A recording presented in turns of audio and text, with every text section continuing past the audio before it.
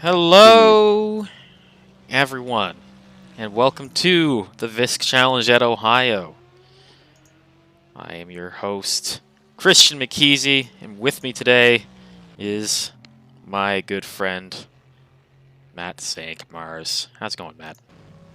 Going great, Christian. It's going to be a exciting race day here at Ohio. The weather looks fantastic, so that's always the best news. When a nice clear skies, we'll Yeah. get to the racers anyway. Bad for drama, but we are racing on Ohio, and so they'll have 6 feet of tarmac to try to do passes on.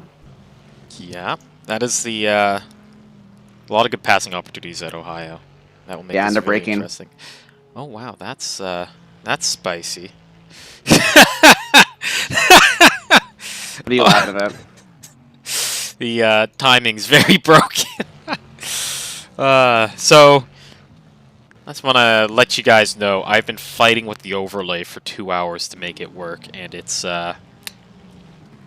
woo! It has been Still fighting saying with no. me. It has been fighting with me. So yeah, that's why if there's some technical difficulties, I had to reversion it basically back to the one we used at Daytona instead of using the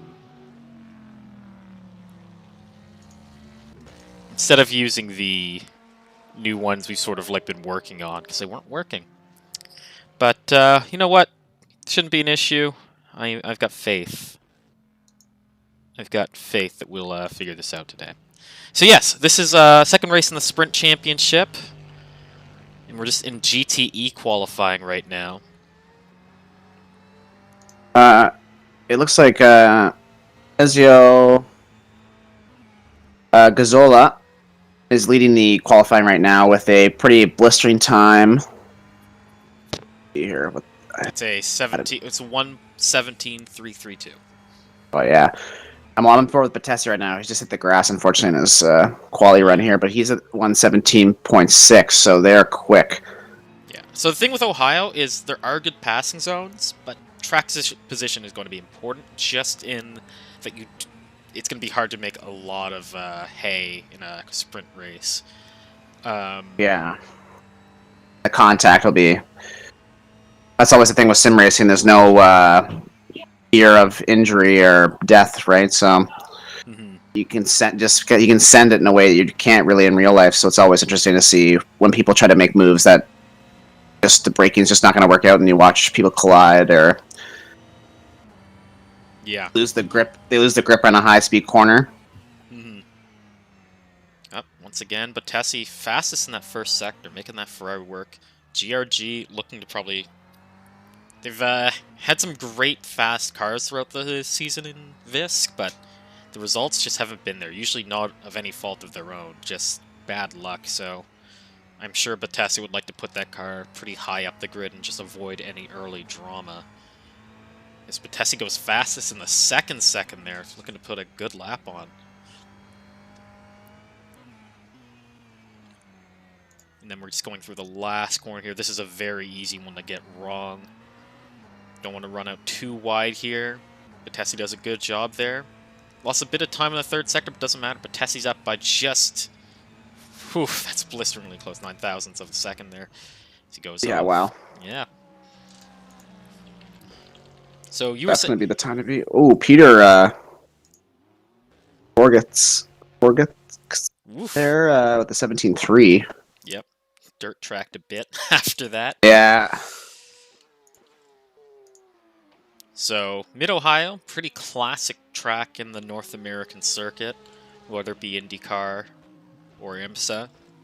It's a really classic race you can watch up on YouTube. It's from 1989 of the GTO and the GTE cars. The GTO.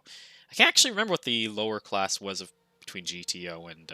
what was it? I have no idea. But yes, it's just the sports car. It's just the race of the sports cars, none of the prototypes. And it's just good fun, that. And our auto levels are weird. Your audio levels are weird? Apparently both of ours. One's high, one's low. Oh, let's see if I can fix that. Who's low though? Who's high and who's low though? That's the question. We don't know. They need to tell us. Derek, tell us. You were the one with the knowledge assist. Fill us in with your powerful knowledge, Derek. I'm gonna guess it's you just jumping into That I'm low or that I'm high? You're high. How do I change that? Oh no, I don't. I can change it. Don't worry about it. I'll just keep dragging back your audio a bit. Hopefully it ends up being okay. You can just see the peaks are higher than my peaks. That was all. Oh, I see. Yeah. Maybe raise yourself if you're too low. Oh, I'm too low? Well, one of us was too high and one of us was too low. Yeah. So I have control over that manually. It's funny, before this race I was told by Alex, don't mess up this broadcast, and here we are. Having the time of our lives. Derek, we're both Canadian, so it doesn't help you very much. But this one you're hearing now is Matt. So is this one the one that's high, or is this one that's low?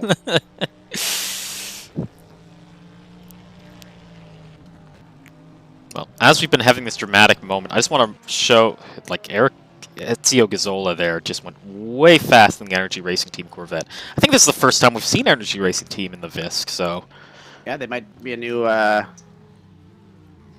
rival to the team, so... Oof, somebody goes off in turn 1 there. So yeah, Mid-Ohio... 116. Yeah, okay. I was real fast. Broke into the 116s in style. One lap of gas in the car. Yeah. Matt was high, and now he is low. Too low, though, or is he just fine? Derek's our sound guy. Derek's our sound guy now. Derek McCord, manager of GRG and the VISC sound guy. He's just like the other booth, the thumbs up and thumbs down. Yeah.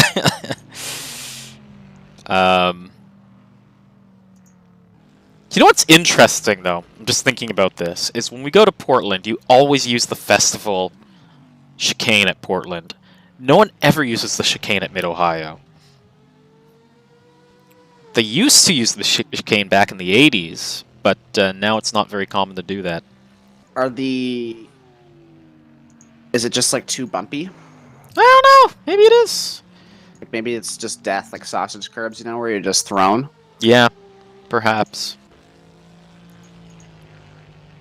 But Ezio Gazzola now on another flying lap. Meanwhile, Evan Miller on for... Nope. Oh, who was that? Curbs, and that's it for his lap. Eric. Nope. Ezio there. Gonna have to reset that. That sucks. It does. It's tough. Very tough track. But, yeah. It's a pretty close, like if you go from 5th to 11th there, or even to 12th, that's close. Mm-hmm. Yeah, there's just a bunch of people with just less than a second of each other. Just Gazzola's just way out in front with a really blistering lap in that Corvette. It's interesting, I know the R-Factor Pro GT series is using the Callaway Corvette, the GT3 car, but it seems like Corvettes are just very powerful in R-Factor. Yeah, they have good straight lines. It's the exits of the corners they get really good. Yeah. Woof. I would say Battesi go way off into the... Curse the Ferrari of Battesi there, just way off into the tire barrier. Into the Shadow Realm. Into the Shadow Realm.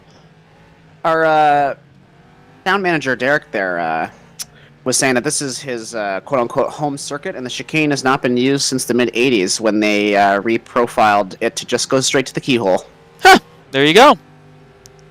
Once again, Derek, the new sound guy with the clutch info. Yeah. Well, that's what I was saying. When you watch the old races from the 80s, you'll see they're using it. And it's there now, but it doesn't get used, I guess. So there you go. They're just like, it's not safe. I guess it's just not safe. They reprofiled the track. Maybe they use it for, like, cup track or, like, little, like, beer league racing, you know? Maybe. Beer league racing. It's always funny to think of these tracks when they're not hosting big events. Because obviously they host local stuff, but you always think of it being like, yes, this is where IndyCar runs, or this is where IMSA runs. Like, I know, but it's like a bunch of guys with like old Mazdas and BMWs who just come racing around the track, you know? Yeah. You can also tell this is a version of the track meant to capture the 90s, because there's a big Marlboro logo going into the keyhole, or big Marlboro advertisement.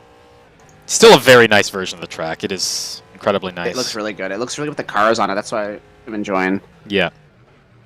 So this is a place, actually, as we're on board watching Kevin Vickers mess up going into turn 4.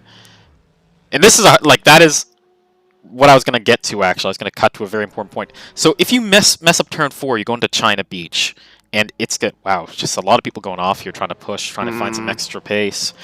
But that is going to be, I imagine, a place that is going to be a shadow realm for a lot of cars throughout this race.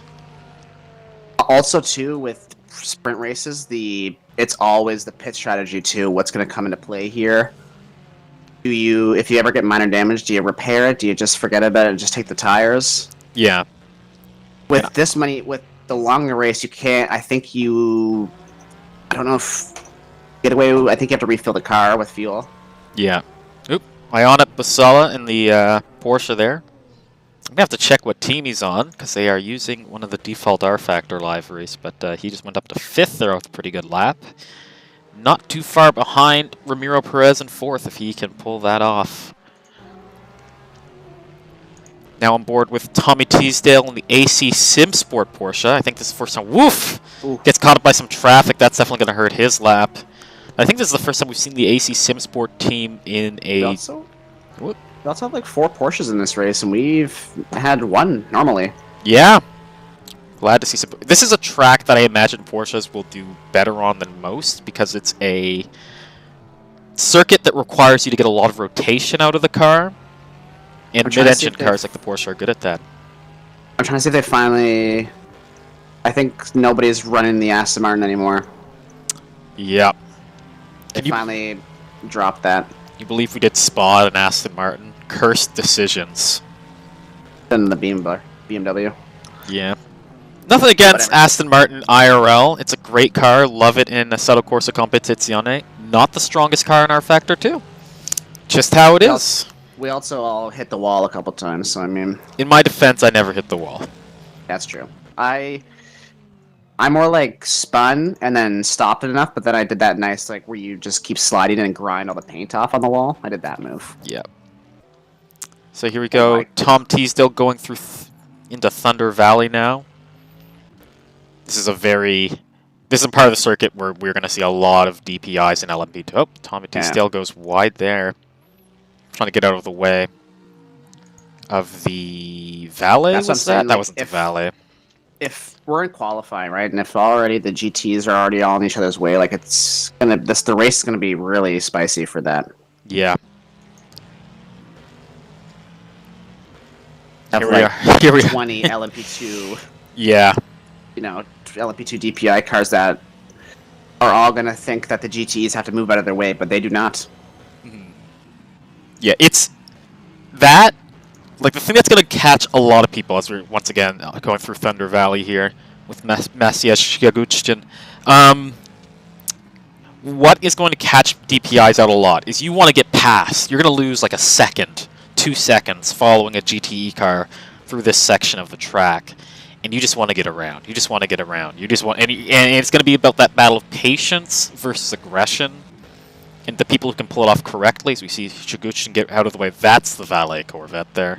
That's going to be so important. So we just go through the carousel, or normally we would, but Jaguczyn decided to take the Enlightened line and avoid the carousel entirely. So now on board with... That's big brain move. Big brain moves. Now we're on board with Privek Zolt in the Mugen Sim Racing Corvette. That was the one I thought was a Valet, because I am silly. But here he comes now. Just going to get up to... We just went through turn 11. Now we're into turn 12, the whole carousel complex here. Little bit of grass, and yep, that was just a bit too much. He's off there, turn 13, just before the start frame. We are going to see so many cars off. I am not used to being able to just choose any car at any given time and just watch them spin. But it's going to be hard for these... that first corner, too, like, if you take it too hard, and the grip on that outside line, like if you're not on the race line, the grip is non-existent. I'm watching. Yeah. It's not rubbered in at all. And you can see they've prepared the tarmac here with a bunch of different kinds of tarmac, so all the corners are like chopped up. Yeah. So as we're just talking about how we never see Porsches, we have a Porsche in second right now. And these are both teams I don't think we've had race in the VISC. I think Daniele Battesi's the furthest forward of the full-time team. So this is Gonna have some disruption.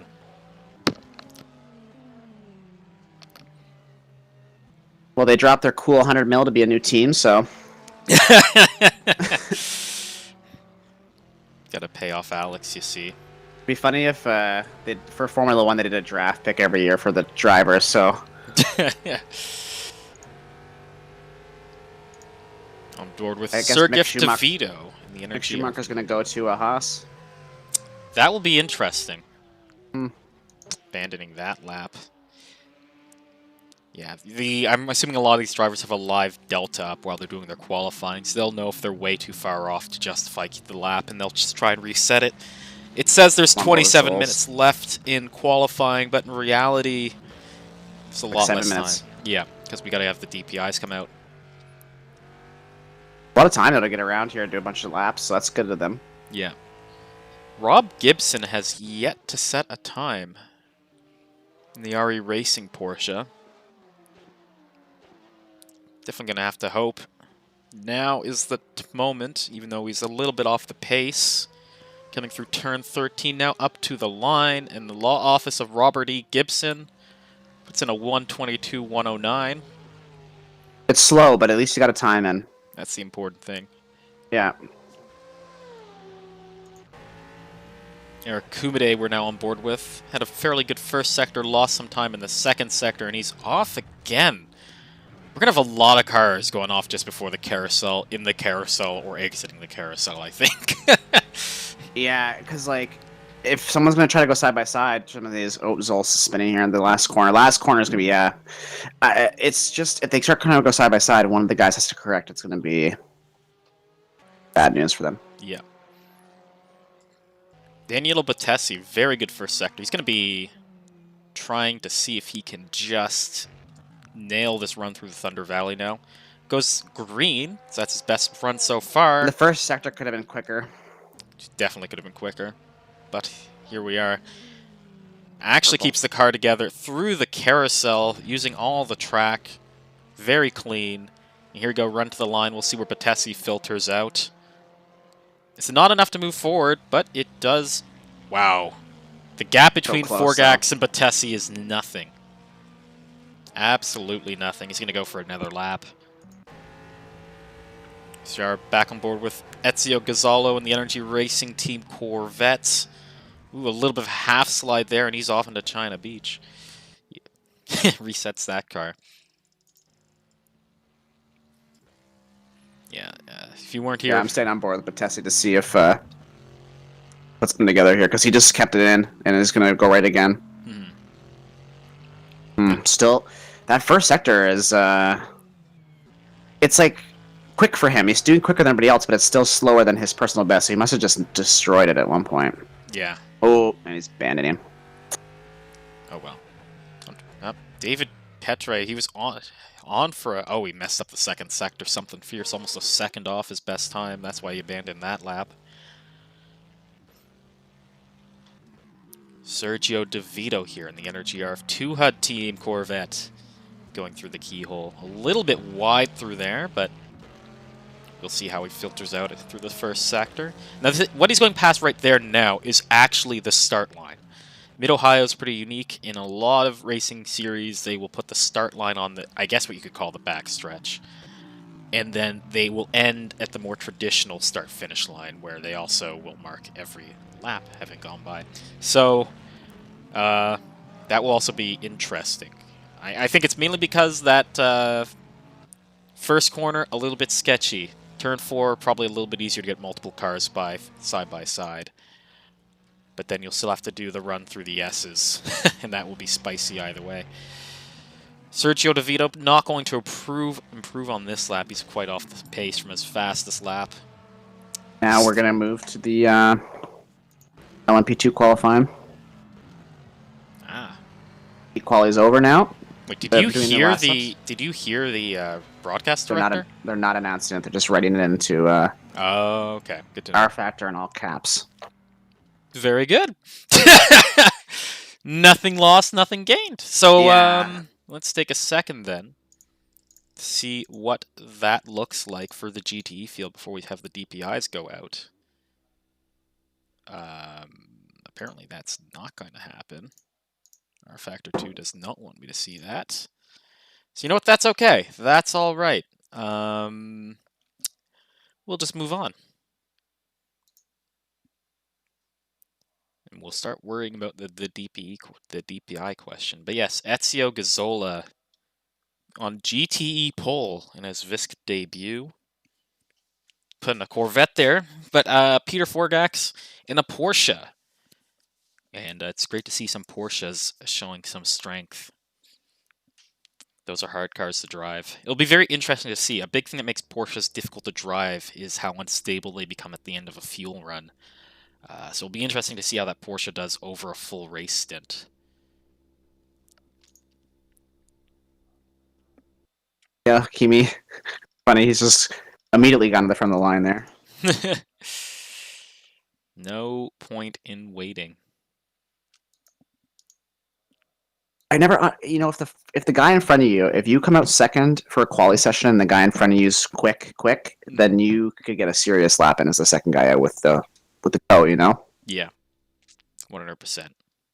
Up right though, where you get the toe on like the last straightaways, so that you're not up too quickly. Mm-hmm. So just counting down now to DPI qualifying. So we see one of the GRG Cadillacs DPIs just pulling up behind the DPI. Nope, never mind. They decided to reset that car. I wonder, does your tires get colder if you just hang out at the end like that? Or does it matter? Doesn't matter. In our Factor 2, you'll probably heat up your tires over the course of your warm-up lap. It's not like Assetto Corsa where tire management, like temp management, is a bit more of a difficult game. That's the worst, ain't it? Assetto Corsa, you'd forget, and then you go like to start, and your car's just sitting in the pits. Yeah. Like a glass of water, you come back, and you have like ice cold tires. You're like, wait a minute. Yeah. The thing that messes with me with Assetto Corsa, I find, is in our Factor 2, when it's like, what should my tire pressures be? You say the lowest. The lowest thing the game will allow you to do. And then in Assetto... ACC, your tire will explode. Yeah, your tire will explode. So in Assetto Corsa, you actually need to, like, micromanage that. And I have no idea what I'm supposed to be doing with that game. Our Factor 2, it's so simple. You just put it to the lowest, and then the temps work, and everything's fine. You don't need to think about it too hard. Well, yeah, you want to make sure the tire pressure is low enough so that when you're flying around the track, they heat up to a certain amount, but then you don't want them too hot because then they don't cool down ever. Yeah. All true facts. I don't think I've ever... the quali here soon. Yep, probably 30 seconds away now from LMP2 and DPI qualifying. We see everyone just lining up now. It looks like a NASCAR. Yeah. This will be... We actually have a decent-sized LMP2 field this time around. That's what I was trying to say earlier. I was like, I think there's like literally 15 of them, or 14 of them. 4, 5, 6, 7, 8, 9, 10, 11, 12. 12 LMP2s, and then 1, 2, 3, 4 DPIs. Interesting. Oh, wow. There they go. Here we go. Such grace and patience. That guy went off to the grass, okay. I think we're gonna see. I think we're gonna be saying that guy went off into the grass a heck of a lot this race. I know that we're gonna know. It's like already a struggle to try to keep track of all the like everybody's on the track, and now we're gonna be like, okay, they went off. Okay, there's drama over here. Oh, drama over here. Yeah, like I could choose anyone at one point in that, and they would have just had some sort of technical issue. But here we go. Now, track position is going to be important for these guys, as I said, because getting through traffic is going to be such a mess. I think that a lot of the LMP2 DPI racing is going to be because of the traffic. I think the traffic's going to cause like drama for them, and then they're going to get passing and done in that area. Mm-hmm. I.e., Mika Hakkinen versus Michael Schumacher at Canada. You know, splitting the back marker and hoping that the braking zone works out for you. Yeah. So, Valet Esports. Yes, Sonneveld in that car. His Sonneveld, I believe. they're going to want to be making up for Sebring, where they were fast. I think they even put that car on pole. Yeah, then they just kept falling. Yeah, so they're going to be looking to get that car on pole again, but get the race part executed correctly. Because there was definitely pace in that Acura. Yeah, at the end of the race, like 5th. Yeah. Here we go, flying through the first corner, using all the downforce that DPI has to offer. If you see a slow car ahead through the keyhole, hopefully that doesn't hold up his Sunvolt too much. Bring it in through the keyhole. Very, very easy to get that exit wrong. But here we now on the back straight, just going past the start line. We're just going to get up to turn 4 here. Fortunately, that car gets out of the way. Hard on the brakes just at that second pylon. Now through the S's. It's going to be a sector that's very hard to deal with traffic through the race. Now out of the S's. Into so turn Hakimi 7 just had and a 8. benchmark time of 109.9. Cool, cool. Now here we go. Up through turn 11, now into the carousel. Turn 12 here. Take the car out, take the car in, just kiss the curb on the exit through turn 13. Use all the track, finish line. It's a 1:09.6 for his Sunveld in the Valet. And that is the quickest. Provisional pole at the moment. Interesting, Nice. he didn't... Interesting, I don't think he purpled a single sector. But... Sunveld? Came out on top. Yeah, maybe, because... That was purple for me his whole lap. Don't know. Savassi did the quickest on the first sector, and then I think like Hakimi did best on the second, and somebody did best in the third, but it's just Sunveld had best all around. Big off for Hakimi there. Here's the thing, even the fast guys, not safe from how dangerous this track can be. Like, there's not a lot of margin for error here. Yeah, Savassi had the same issue too. Yeah. For all those people who complain about F1 tracks having too much runoff, Mid-Ohio. Oh man, and Jesper Eriksson with a 109.3. Wow. Pole. That's in another Acura there. Which team is Ericsson on this race? Because they don't have a livery for me to quickly find out. Let's see if we can find the... See, I printed this off last race, but I had so many technical issues I haven't had the chance to print it off. See, Mid-Ohio, Jesper Eriksson's in a AAA Esports number 24 Acura. There you go. You know what I'm going to do? I'm going to save myself some headache, and I'm going to print off the confirmed teams list. Wow, we have 29. We have 39 out of the 40 possible slots. Now Roland Zooks with the podium, 109.3. So he's got the pole right now. Oh, don't man. up there. So 1, 2, 3, 4, 5 all are in the 109s right now, and then Casey Soul is a 110.0. So. Oh, Soul's moved over to the Savassi. Moved over to the DRG. DPI. Yeah, the DPI side of the team. Yeah. Yeah, that whole GRG squad has just been somewhat let down by just some very, very unfortunate. They've had some really bad luck. Yeah, just been a bad luck. Like team. they run so well in the races, and then it's like nothing out of their control. Like they get hit, or bad weather occurs, or strategy is just not what it should be. Yeah. Because all the drivers put in really consistent pace, so. See, Soul just going to finish a lap in that GRG Sports Cadillac. Doesn't improve. 15 minutes left to go in qualifying. But right now... As I'm watching, essentially in the first corner, if you hit that inside curb, that's it for you. I don't know where Casey Soul... Oh, I ran off. I'm like, part of the track? No.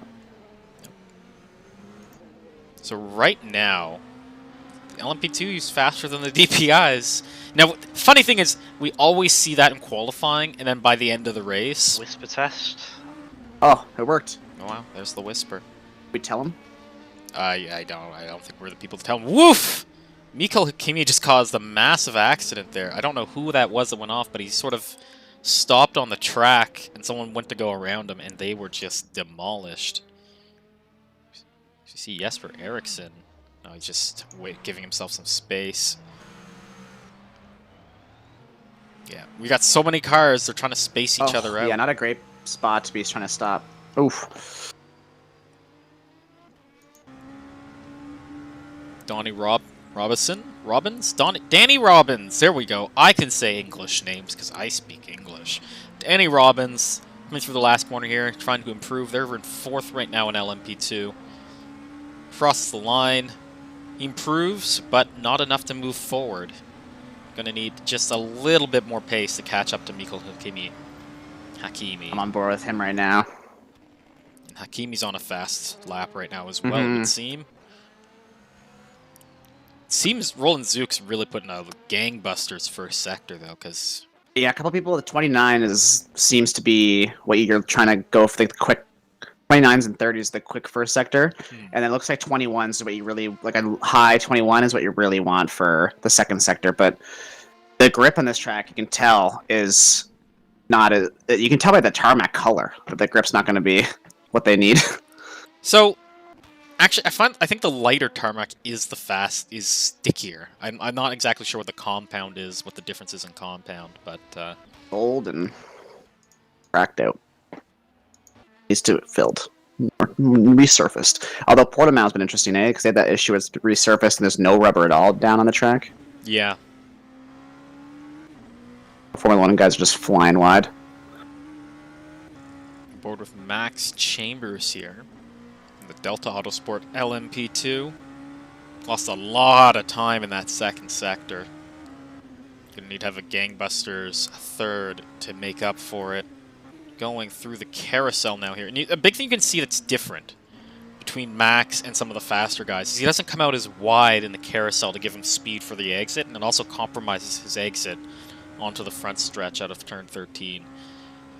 Yeah, some of the top guys come in real slower too into corners, and then they just you can watch them get on the power real quick. Then sometimes it's a weird thing to hear, but sometimes going slow is faster, which is usually backwards sounding to a race car driver. But that's actually not wrong, you know. Sometimes it means more just if you're nice and smooth into the corner, then it's all about entries and exits, you know. Jesper Eriksson on a gangbusters lap, purple in the first and second sector, just going through the carousel now, so we see someone go off in front of him. That won't hurt him, though. Just going through the last corner now, onto the front stretch. Where does Jesper Eriksson filter out? Jesper Eriksson puts that car on pole and sorts the LMP2 DPI order properly. 109.1. Oh my god. That was blisteringly fast. Good luck to Roland Zux, who's P2. He's coming around right now. Not enough yet. No, but wow, it was quick, though. Yeah. At the end of the day, I think the DPIs are going to start ahead of the LMP2 cars, regardless of how this fight goes, but still an interesting battle between Zux and Eriksson, either way you slice it. And now here comes P3, Sunbelt around for his lap. Although I think his exit in the last, yeah, wasn't great, unfortunately. I mean, honestly, it was great. It was like a 109.5, so. Better than me. What's this? Okay, oof. Doing me a spookar factor. I'm on board with Casey Soul here. A little bit off in the second sector, but opportunity to improve. Going through the last corner now, just out of the carousel. Up past the finish line. Improves, but it's not enough. Gonna need a little bit more. It is enough to get from seventh to sixth, though. Yeah. Jump Danny Robbins. So that's always good for the team to get starting in 6th instead of 7th in the race. Will be nice. Well, she's still starting 3rd in DPI either way. Oh yeah, that's true. Yeah, that's what we need to do, League. We need to just shove the DPIs and LMP2s together in one class. That sounds well. The interesting is the first corner, you want the inside, but then the second corner you want the inside. So if you're starting first, you're going to be good for that first part, but then when it really counts in the first real slow corner, you're going to be stuck on the outside of the track. Hopefully they can get a good enough run to be ahead of P2, you know? The gap between Silvassi and Sunveld is nothing.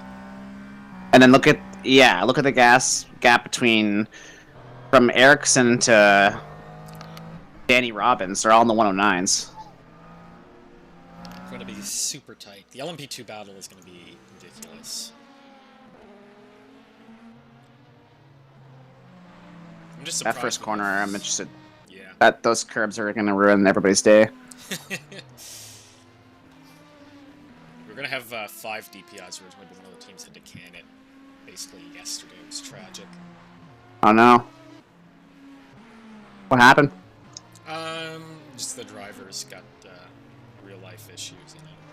Yep. Not that this isn't real life, but you know what I mean. It's real to someone. Real in my heart. Man, success. He's slowing at the worst spots in the track. He's got to move out of the way on a straightaway, so he's not stopping on the corners to go back to the pits. Yeah.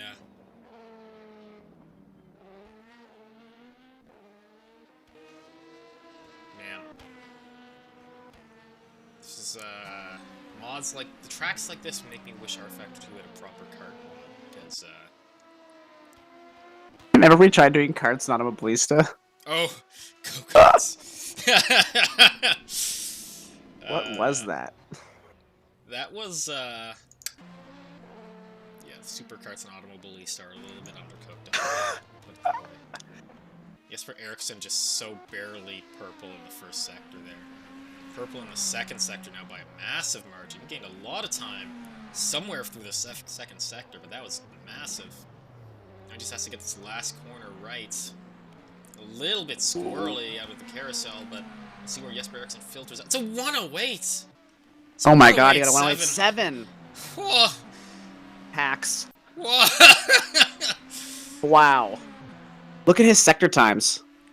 Jeez. I'm not trying to scare anybody, but he got a 29.4 in the first sector, 21.5 in the second sector, and a 17.7 in the third. I'm not gonna say Patrick Silvassi would be doing this, but if I was anywhere, You're far.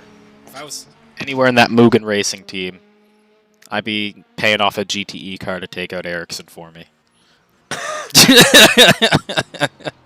Get a PK Junior. Get a PK Junior. Oh no, man! That purple Mugen livery. It's simple, but I like it. It is nice. Yeah.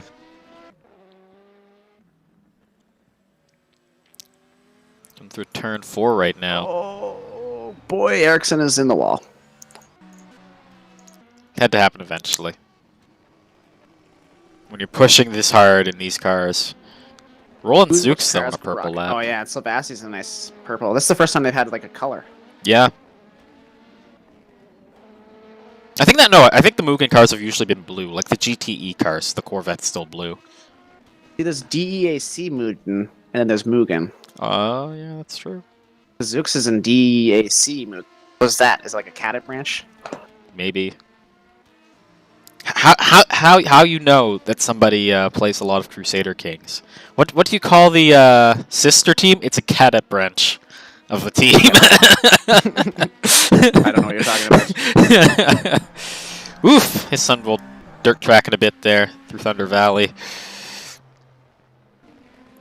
Now we're coming up to the carousel now. Sundveld improving. Will this be enough to catch Silvassi, though? That is the question. Get that car on the front road. Not quite enough for Valet there. His Sunfeld's probably going to go again. Nope. Oh. A little bit wide. Yeah. Gonna have to abandon that lap. As you said earlier, once you've messed up the first corner, you've messed up. Oh yeah, that first corner is the whole track because it is weird and it has a big sausage curb on the inside and there's no like wall once you get past the pit wall. It's just like the sausage curb's in the middle of the tarmac, so it's interesting. Yeah. So here we are now on board with Tobias Bloomskin. That's a fun name. Appeals to all of my Canadian sensibilities in the right way. Here we are, though.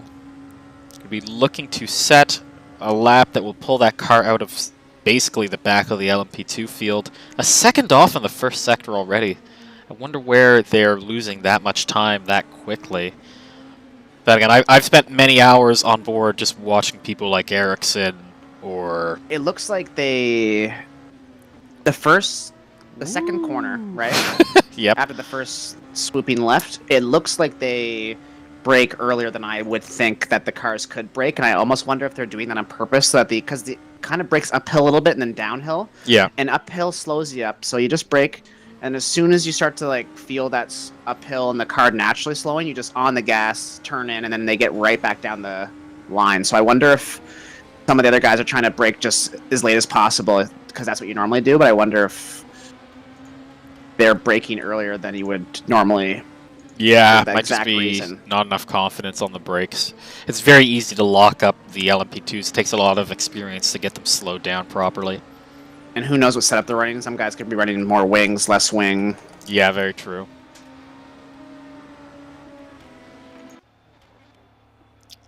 So, as we sit, it's a battle between Roland Zooks and Jasper Eriksson, just for, like, bragging rights at this point. I say that!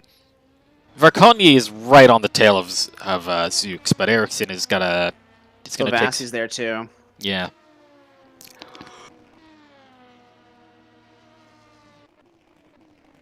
Oh, Zooks had to ban that first corner. Yep. Imagine people will be a lot safer in practice, like actually racing. I don't know. That's my guess. Remember Sebring? Yeah. That's what I'm saying. I think they normally would be, but when you don't have the fear of actually being in a race car traveling these speeds, like I just think they, you don't. Not the same. The team doesn't have like $10 million in the race car. You know what I mean? Yeah, that's true. If you crash, you're like, bro, you just cost us $3 million. So Silvassi here. Not a lot. This is Silvassi's last chance to try and pip Eriksson, so it's going to need to be a lap of the gods for Silvassi at this point. I'm on board too with them to see how this goes. It's going to be interesting. Already down in the first sector. No, he's going to have to make it up because he's got a big margin. Touches the curb, and that's it. That is it for Silvassi. I think I love about the American tracks is those sausage curbs. Yep. So now it's on to Zoltan Varkonyi to see if he can catch Roland Zooks in that Mugen Sim racing car. It's already half a second down on his best time. And he will not have a chance to go again, I do not think. We'll have to see. Not a lot of people improving. Danny Robbins, though, does go to second, That's it for Varkonyi. He's in the wall. That sucks. But Robbins will have a chance now. He just jumped up to second. Oh my goodness, yeah. Barely off of Zooks. Oh, he's third right now. If he can improve like he could improve at the same rate again on this lap, he could have pulled an LMP2. Oh, I don't know about Sunville, but I don't know if he went too wide in the last, but he might. See how this goes for him. Oof, and Danny Robbins all sorts of out of shape. That's it. That's his opportunity there, and he knows it. He abandons that lap. But he's P3 right now. That's amazing. Yeah. Because he was like P10 and then now it's on P3. Yep, that was a really great lap he put together there. Mikhail Hakimi, though, on the fastest lap, could improve from 4th if he keep that speed up through the S's. Oh, you're talking about 4th in their class. I'm like... Yeah. You're like, what do you mean he's 4th? There's no way he's 4th. I'm like, he's 8th? Lost half a second through the second sector. Be really impressive if you can catch any of that time up through the carousel. Brings the car in through turn 13, out onto the finish line, and it's faster in the third sector, but it's not enough to improve. His Sunveld in the Valet Esports Acura. He's up on the first 2 sectors. Gonna see if he can catch Silvassi. Bit of a slower second than he wanted, but it was very minor correction, so... Yep. Through the carousel, turn 13, onto the finish straight. What is that in front of him? Car gets out of the way. Goes purple in the 3rd sector, and that is enough to take second.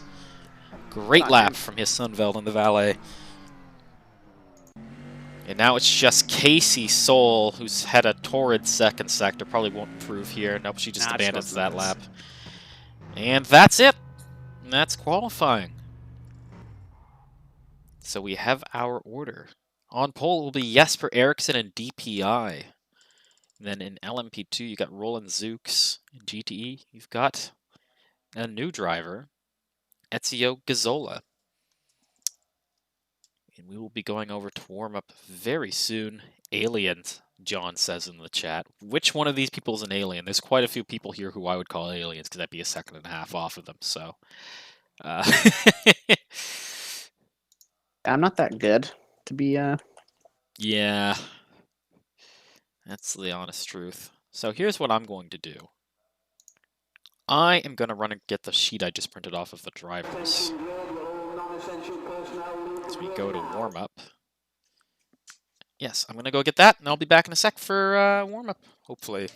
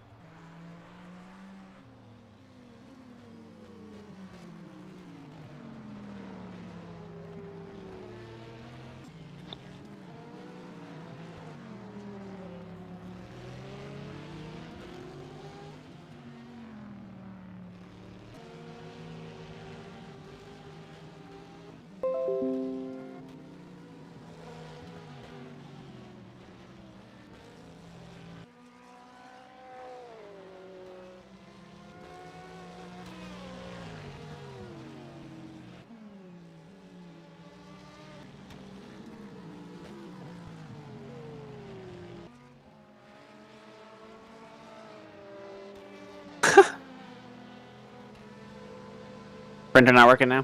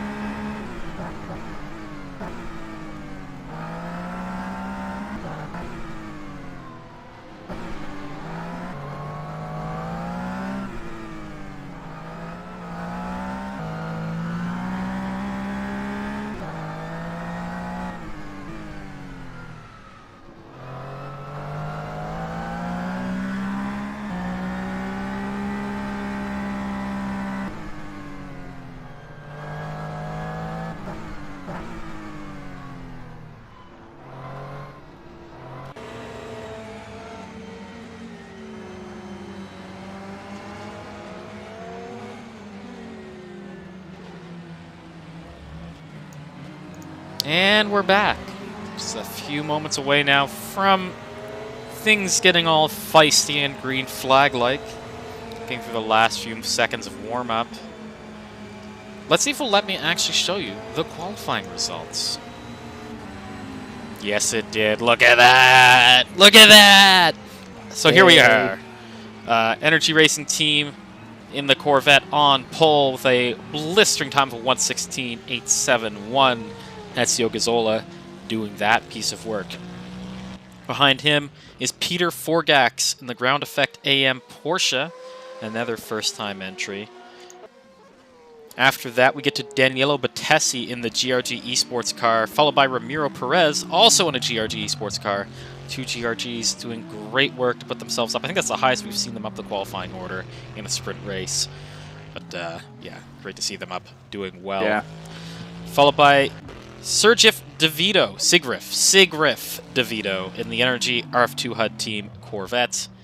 Ionet Basila, that is, it says it is a Fanatec Podium Porsche, but I can tell you that is not the case. That is, in fact, let me just use this fancy thingamajig. Nope, that's not going to work.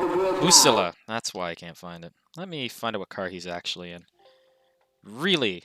Huh. Okay, not on the entry list. Oh, no, there he is. Bombardier 21. That's a Bombardier team car. There you go. Ion Basila, Bombardier Porsche in 6th place. Followed by Prubek Zalt in the Mugen Sim Racing Corvette. I think they've moved over from the Aston Martins. Eric Kumide in the AFP, the first of the AFP Corvettes. Followed by Kevin Viekers in the second of the AFP Corvettes.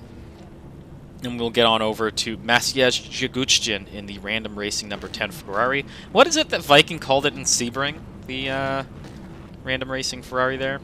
The Funfetti Ferrari. The Funfetti Ferrari. Then we get to the second half, or second page of GT cars. Tommy Teasdale in the AC Sim Sport Porsche. Then we got Twen Sonveld in the Corvette. Okay, prototypes, please start your formation lap.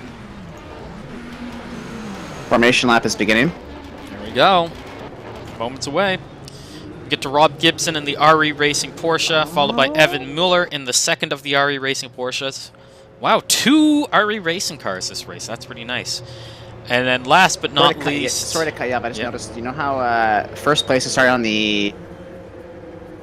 outside? On the right. Okay, yeah. GTs, please Force start that your he formation set up lap. for Please the maintain second the gap corner. Interesting. to the prototypes. Oh, never mind. Yeah, that's right. Good to know. Then we have Justin Vandersmissen in the 15 Valet Ferrari. Didn't set a time, so I think he's just joining us now. I imagine he'll be cutting through the field. Valets usually pretty fast. Get on over to the LMP2 side of the pack. We have Roland Zooks in a really impressive qualifying session, putting that DEAC Mugen Sim Racing car into the first position. That's followed by Danny Robbins, putting that... Well, they're all LMP2 cars, let's be completely honest here, but Danny Robbins is in the... Am I going to find Danny Robbins on this page? No, I am not. Oh well. Danny Robbins is in a car that happens to be second. Zoltan Zarkani in the Mugen. That's the main team, putting that car into third. Mikhail Hakimi, he's in fourth. Fairly solid qualifying session from him. That's the TGR AFP car. So we got a lot of branches of AFP and Mugen in this race.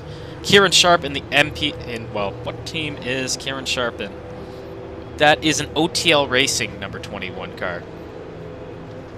Then we got Ten Lauer in the 360 Motorsport LMP2.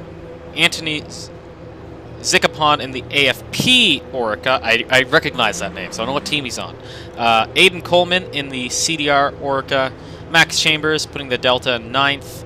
Tobias Bloomskin, he is in which car? Man, I'm just Omatic Racing Team number 29. Lots of new cars in the field today.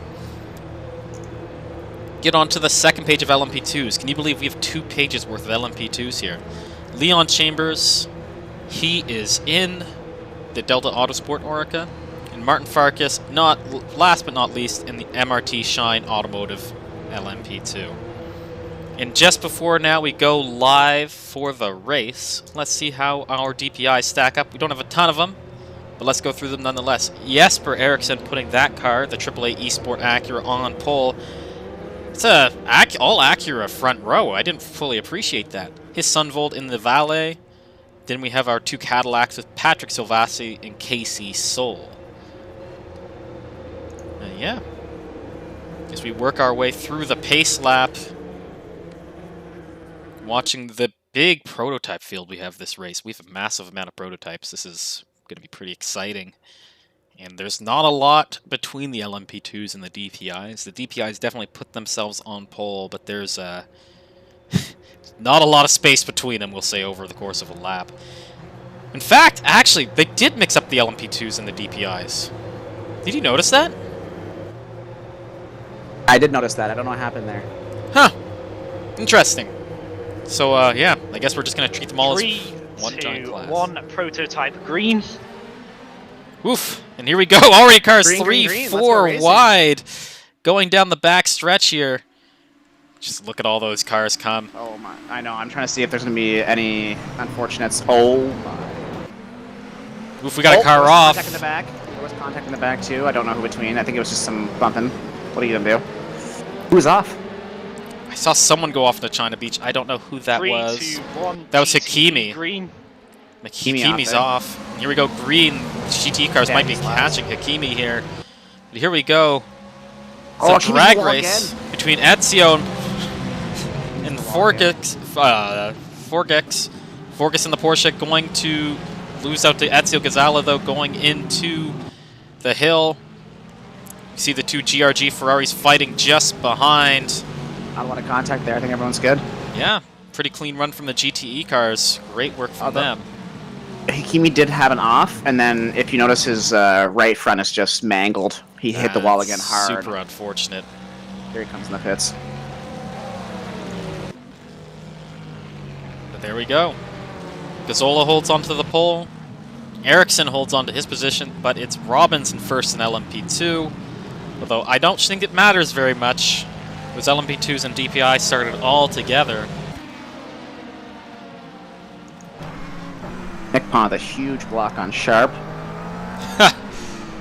Going to be holding onto that position for everything he can. Nick Bond in 5th in LMP2. Be trying to get that AFP. Wasn't a car. bad block. I wasn't saying like it was just. It was awesome. It was just awesome.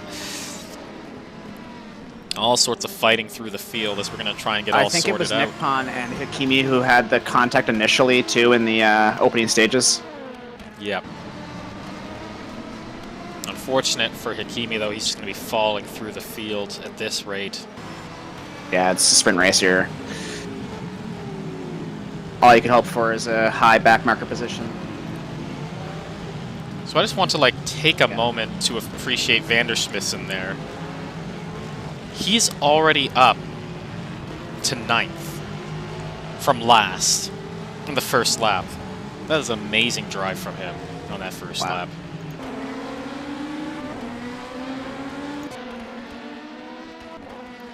Yeah, wow. Nick Pond going defensive now. Sharp trying to get around the outside of him. Sharp gets it done. Sharp is through. Peter Forgets is in the pits. Like he looks like full on in. That is disappointing for Forgex. He's DNF'd. Yeah. Oh, and Sunbelt just spun, lost a tire. It's over for Sunbelt. Or I mean Zux. Sorry, Zux is out of the race. Roland Zux. He's lost his rear tire and crashed into the wall. So. Jeez, already so much action in this race. Yep, that is Zux in the wall. Man, such a good run from that DC. And Leon Chambers has no rear wing. Wow. All sorts of stuff popping off already, man. Yeah, wow. Leon Chambers, the brother of Max Chambers, who is very much got a rear wing right now. Yeah, Leon Chambers just missed his pit stall. He's pitting now. Man, there's so much to keep track of. So much. I am struggling to keep the... As I come over, Max Chambers, who I just said was absolutely fine. Had a bit of contact side to side. He's still going there. I think that was with Farkas or Coleman. I think that was with Coleman. Oh, Kimi. Oof. Oh my goodness. Kimi struggling to get out of the way of the traffic there. Kimi's Did you see that? Yeah. Let me see if I can fix something here. David Petra is coming in the pits, or Peter. He's coming right in the pits. Man. And yeah. I said it was going to be, and there's going to be struggles to deal with traffic in this race. And we are already seeing it is just super messy. In the grass, but keeping it together. The problem is Hakimi is so much quicker, so he's passing all up. But Casey Soul's in the dirt, back on the track now. Oh my! I'm trying to keep track. That's what I say. So much to keep track of at this race. Mid-Ohio is just like a brutal track for multi-class racing. Bias is in the pits.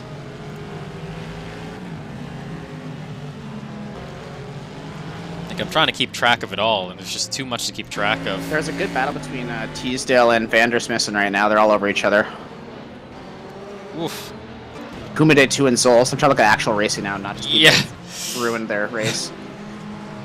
Yep. Teasdale trying Chambers and Farkas too. Justin Vandersmissen had a great run to get that car out of last. Up to 8th now. He's up to 8th now, Vandersmissen. He is flying in that Ferrari. On an absolute mission. A bit of a gap here.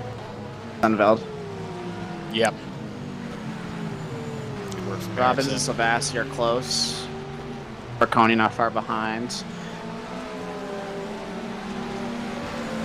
Max Chambers, though, and Farkas are pretty close, too. And same with Aiden Coleman and Soul. So there's a lot of close racing currently. That's good. Yeah. I'm just trying to... Teasdale trying to get that spot back on Vandersmissen going into the keyhole. Yeah. He decides better about it. Going to try and get the run on the backstretch now. As we see some of the DPI traffic already getting intermixed. I know. That's what I'm saying. This is where it's all gonna... It's gonna be this. This is gonna be the whole race now. Is just managing. Yeah. So he's got Silvassi and Sunveld just blistering by these two. They are all tight together. We've got Danny Robbins, the leading LMP2 in that, just catching up to those DPIs. All so close together. Patrick Silvassi in the Mugen Sim Racing Cadillac. Leading Cadillac right now. It's been a pretty good race for the Acuras. Yeah, you can tell poor Teasdale's just trying to get out of the way of the passing cars, but also try not to lose his time here to Vandersmissen. Sunveld gets held up. Silvassi can't capitalize on it, though. Catches up a little bit too quickly. Now his run for the first corner is going to be compromised by that Porsche. Sunveld's a little bit wide. Holds it together, though. Now he's going to have a Corvette, one of the Valet Corvettes, to deal with. Gets out of the way just nicely there, though. Silvassi just holding on to Sunveld. Yeah. Good battle. Got a yellow in Sector 2. Don't know who that is for, unfortunately. I don't know. We have a couple of cars out of the race already. Yeah, it's been an attrition race there. So we got Zolt fighting with one of the valets there. I think that's Eric Kumide. Yeah, and then there's all the Silvassi right there. That's the Silvassi race right there. Yep. Oh my goodness. Woof! One of the Corvettes is off. Who was that? Is Kumide. So now, got his teammate for company here with them now. See the LMP2s rocket by. There's almost too much to handle with this race. I know. This is great. Anything going on. Oof! Kumide all sorts of out of shape, and his teammate now, Kevin Vickers, is going to get by. There. It was a LMP2 car, the red one. I don't know. The Richard Mill liveried one. I'm not sure who that is in that car. I'm trying. This is a lot for my poor commentator brain. Okay, wow, very exciting. Yeah, Lauer's close to Marconi right now. Yep. Just on the back of Marconi right now. You can just see him just ahead there. As you're coming past the start line into turn 4 of China Beach on the outside. We've already seen it take some cars. Ken Lauer won't be one of them this time. You can see that LMP2 car's already got damage on the front. Oh, I think Half the field is damaged. Yeah. This is a lot. 40 cars. Multi-class racing at Mid-Ohio. This is madness. See one of the GRG Ferraris catching Varconier. They head here into the carousel. There's LMP2s, there's DPIs, there's birds. There's so much going on at this track. You see there, there's a very big traffic give and traffic taketh away sort of energy right now. It looks like Basilla's been catching the two Corvettes in front of him here. Trying to see the two Abstinio Force cars are getting caught. Porsche. Yeah, they've been all sorts of out of shape. They've been fighting each other, fighting the traffic. Here comes Iona Basilla. Only a second behind now. Yet you can literally see those two Corvettes just in front of him, and that's going to be such a big... In these early parts of the race especially, you're just going to be not wanting to let cars get away from you. Yeah, and Teasdale and Vandersmith is still close to... It's all very close at the moment, so we're going to see... more to keep an eye on. Peter Forgak's 3 laps down, but that's the fastest lap of the race. He's going to be trying to... There's 2.5 hours left, which isn't a lot of time, given we've done Sebring and Daytona, but that is basically all the race ahead of him to try and make up that time lost. 3 laps is a lot of work, but I'm sure we will see a lot of cars pitting for damage, so it's worth staying in it. Oh, and Vandersmith goes wide, and Teasdale gets by him, as does the rest of the field. Vandersmith is in... 11th overall. Yeah. Lost 3 positions there. Had a good opening run, but he's slowly falling back. Well, I guess that accident held him back. Gutsen's all over Gibson. Yep. Messi Chiguchin going to try to get around that RE Racing Porsche. The Funfetti Ferrari is on the charge. Yeah, you really appreciate... There's a lot of Porsches in this race. I know. If we do get a chance, which I don't think we will given how blistering this whole opening sequence has been, it would be great to try and get one of the teams on board. Going for it. He's going for it. Try and go inside here. Into turn 4, a little bit of contact. Porsche tried turning in too early. Yep. But, Messi gets up too much. Man, good pass. Good pass by Messi Chiguchin there. That was impressive. A little bit of contact, but you know what? These are GT cars. They can take it. Now Vandersmith is trying to capitalize on Gibson. It's close. You see Gibson there trying to look for a way around Chiguchin. These cars are all so evenly matched. Chiguchin goes defensive. You can just see this all happening in front of Justin Vandersmissen. Just wanted to remind you, Justin Vandersmissen started last in GTE. So this has already been an impressive run on his part. So 10 Lauers just DNF'd.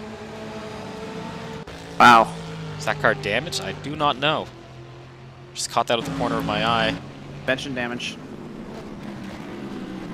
But Mikhail Hakimi off the track again, but he's kept it together. Oh, that's rough. Yep. Mid-Ohio is proving to be a very punishing course.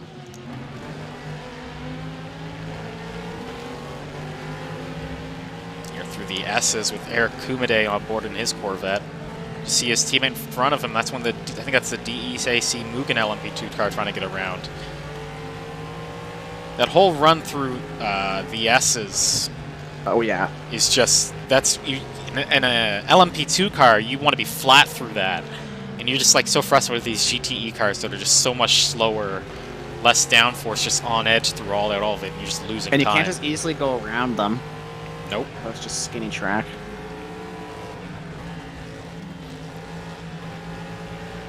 Kumide, though, just, those AFP Corvettes are well matched for each other. But while this has been going on, it's looking like at this point, really early in the race. I'm not going to say this, but right now we've got 2 GRG cars in podium position. Well, Ericsson and Savassi are kind of... it's like Ericsson's really pulling away, but Savassi and Sunveld and like Robin's really close to Sunveld, but they're all pretty close to each other. Marconi's not far down the track. Mm-hmm.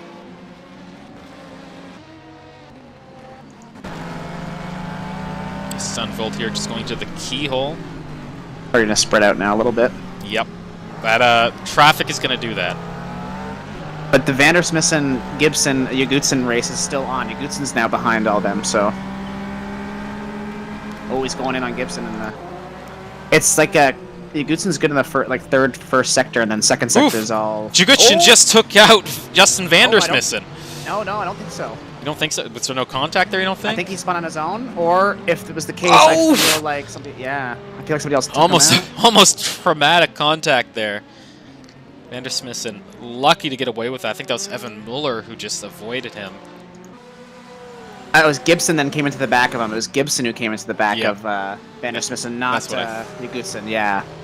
That's what I thought. That is unfortunate. They were having such a great battle, and then bumping and bruising around Mid-Ohio here. Rodriguez and DeVito close to each other. Yep.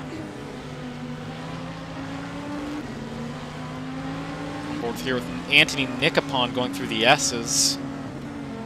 And now here we go into Thunder Valley.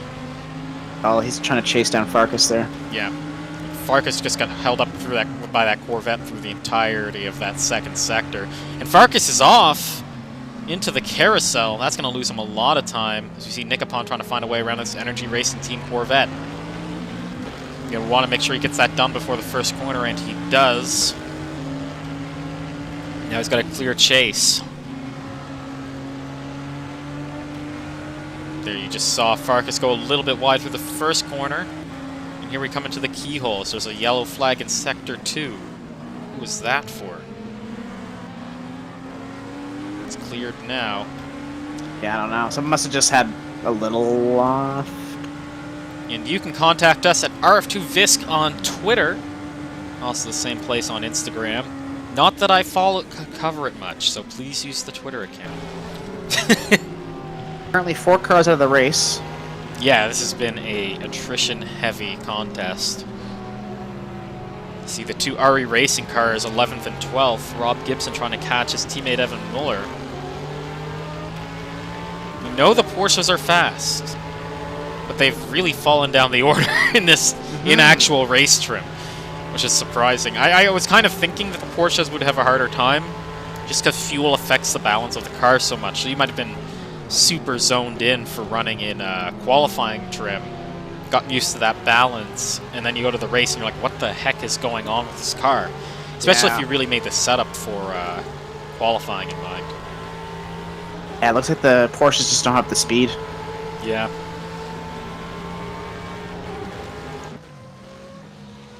Eric Kumade in the AFP Corvette. I think this is the lowest we've seen an AFP Corvette in a race. They won at Portland. Yeah, there's no lap-ins today. You know what I just appreciated? This is the AFP Corvette, but it says Valet on the livery. Oh. Huh. Are AFP and Valet related? I don't know, that Valet DPI looks very distinct. See, it just happened to go by. That is Sunveld behind the wheel of that car. They're in third. Hot in pursuit of Silvassi in the Cadillac.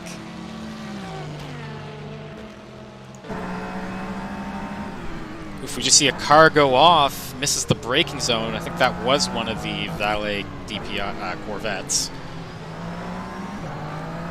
Yeah, someone's going. Yeah, it's Kevin Vikers there. Was it right? Vikers? Vikers? Yeah, he's out. He's still going, but he had the off there. Okay, so Kevin Vikers off. Oh, and he's racing out Teasdale because he was much farther ahead, but because of that, Teasdale's had a chance now to get all over the back of him. So let's see. This has been a pretty good run from the AC Sim Sports squad. Cannot remember. They started quite a bit down the order, and they're up to 8th. Going to be pretty happy with Corvette, I am sure, at the AC Simsport camp. So we're now on board with Tommy Teasdale, trying to catch up with Vickers, who was just off at turn 4. Very different lines there through 13. Here we are now onto the finish straight. Or the front straight. Front stretch, finish line. Mid-Ohio is weird in that setup. They got a little bunch of straights, but they're all kind of mini straights. Yeah.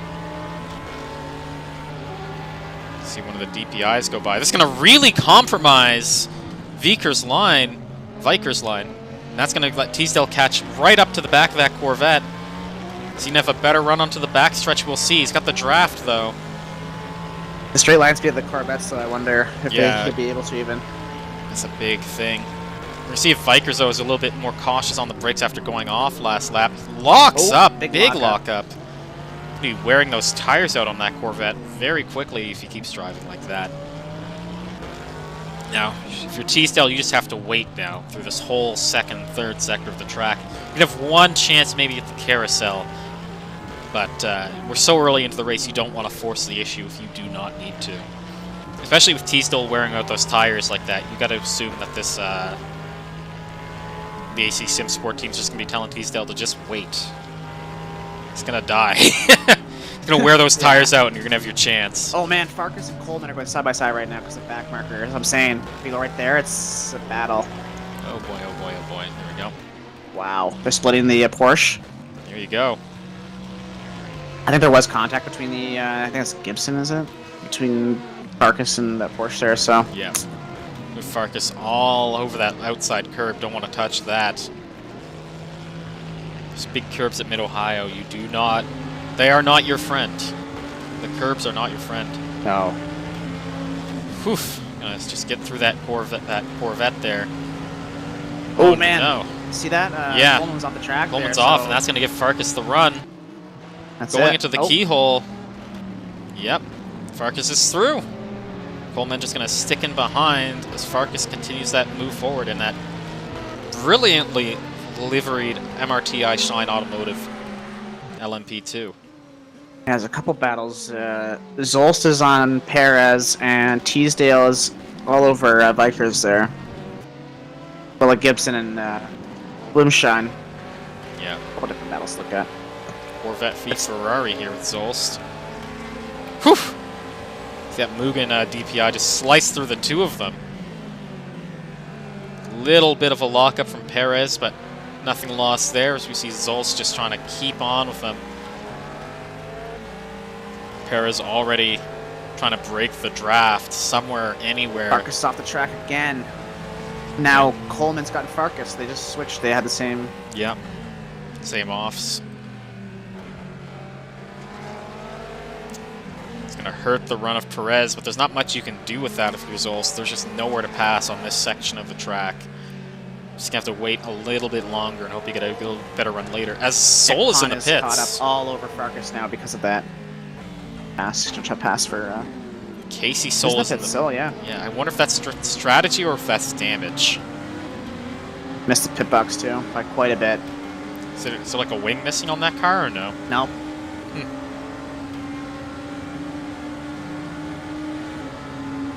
Yeah, Nick Pon is all over the back of Farkas now because of the back markers. Yeah. Zol's catching a little bit of the grass. It's going to hurt his run into the first corner. There. Yep. So close to these two cars, evenly matched, fighting for the last podium position.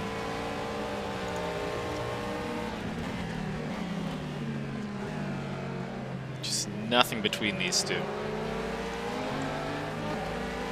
Better run, though, for Perez, though, onto the back straight.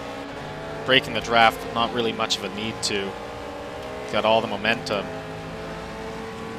Lives to survive another lap.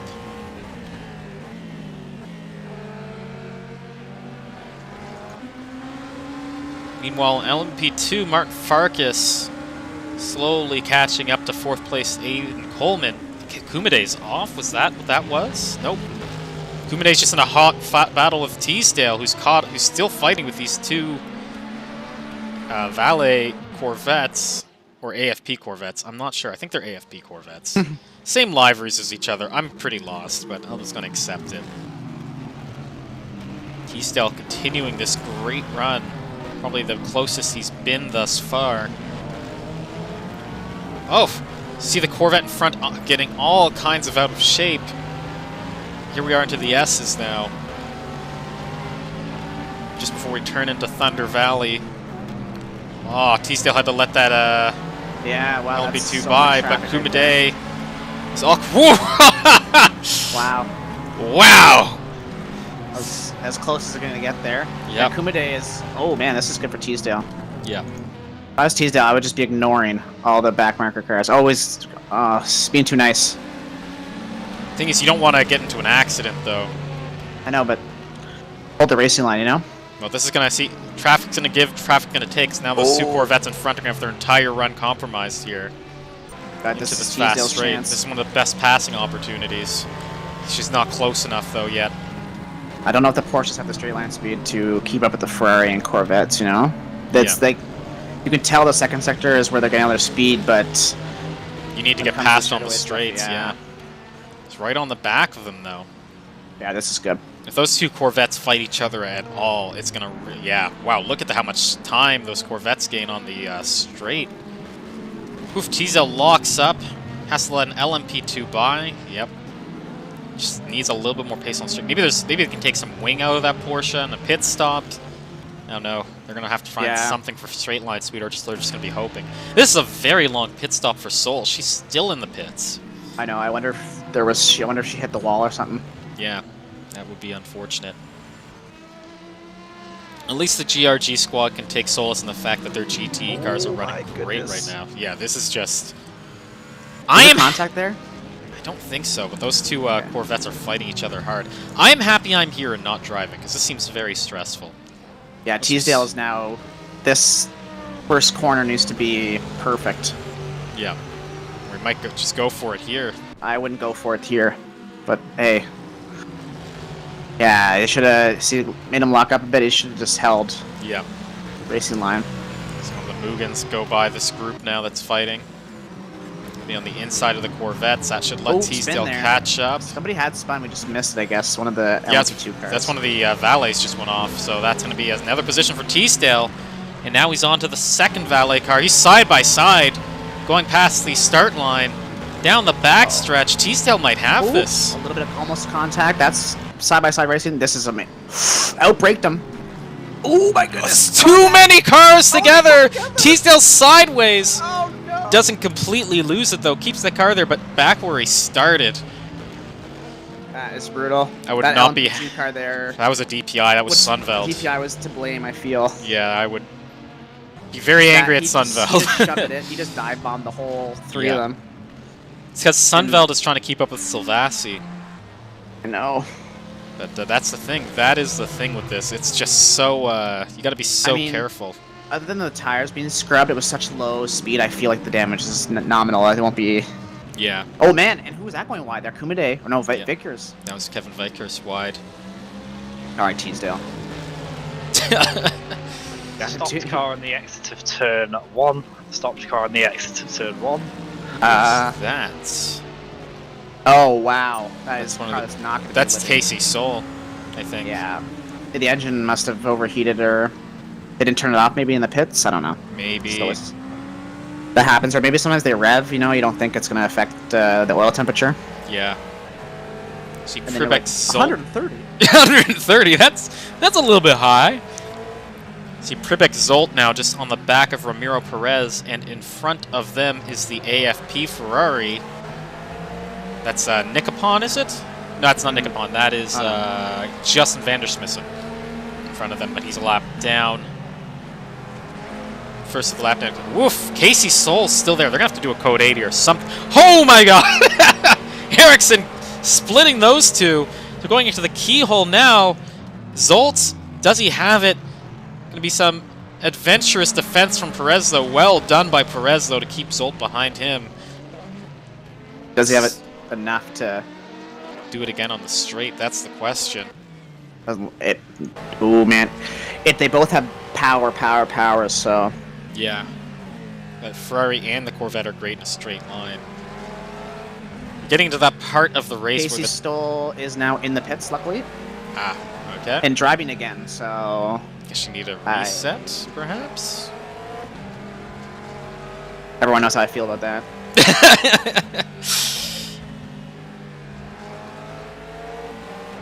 Man, close battle here for the last position on the podium in GTE. Going into the keyhole here. And Teasdale got by bikers, by the way. Just Kumade next. Nice. And there's LMP2 cars again, and they're gonna dive on kind of in the same corner. This time, all the GT cars were much more aware. Yeah. Oh, all over the back of Eric Kumade there. Yeah, bikers here though with the trying to go outside, making it stick too. Great move from Vikers. Great Wow. move. Wow. Yeah. Man, these guys are all so evenly matched. That's what I'm saying. Though Teasdale can catch him up. Oh no! Vikers has a half spin. Chalks up those tires.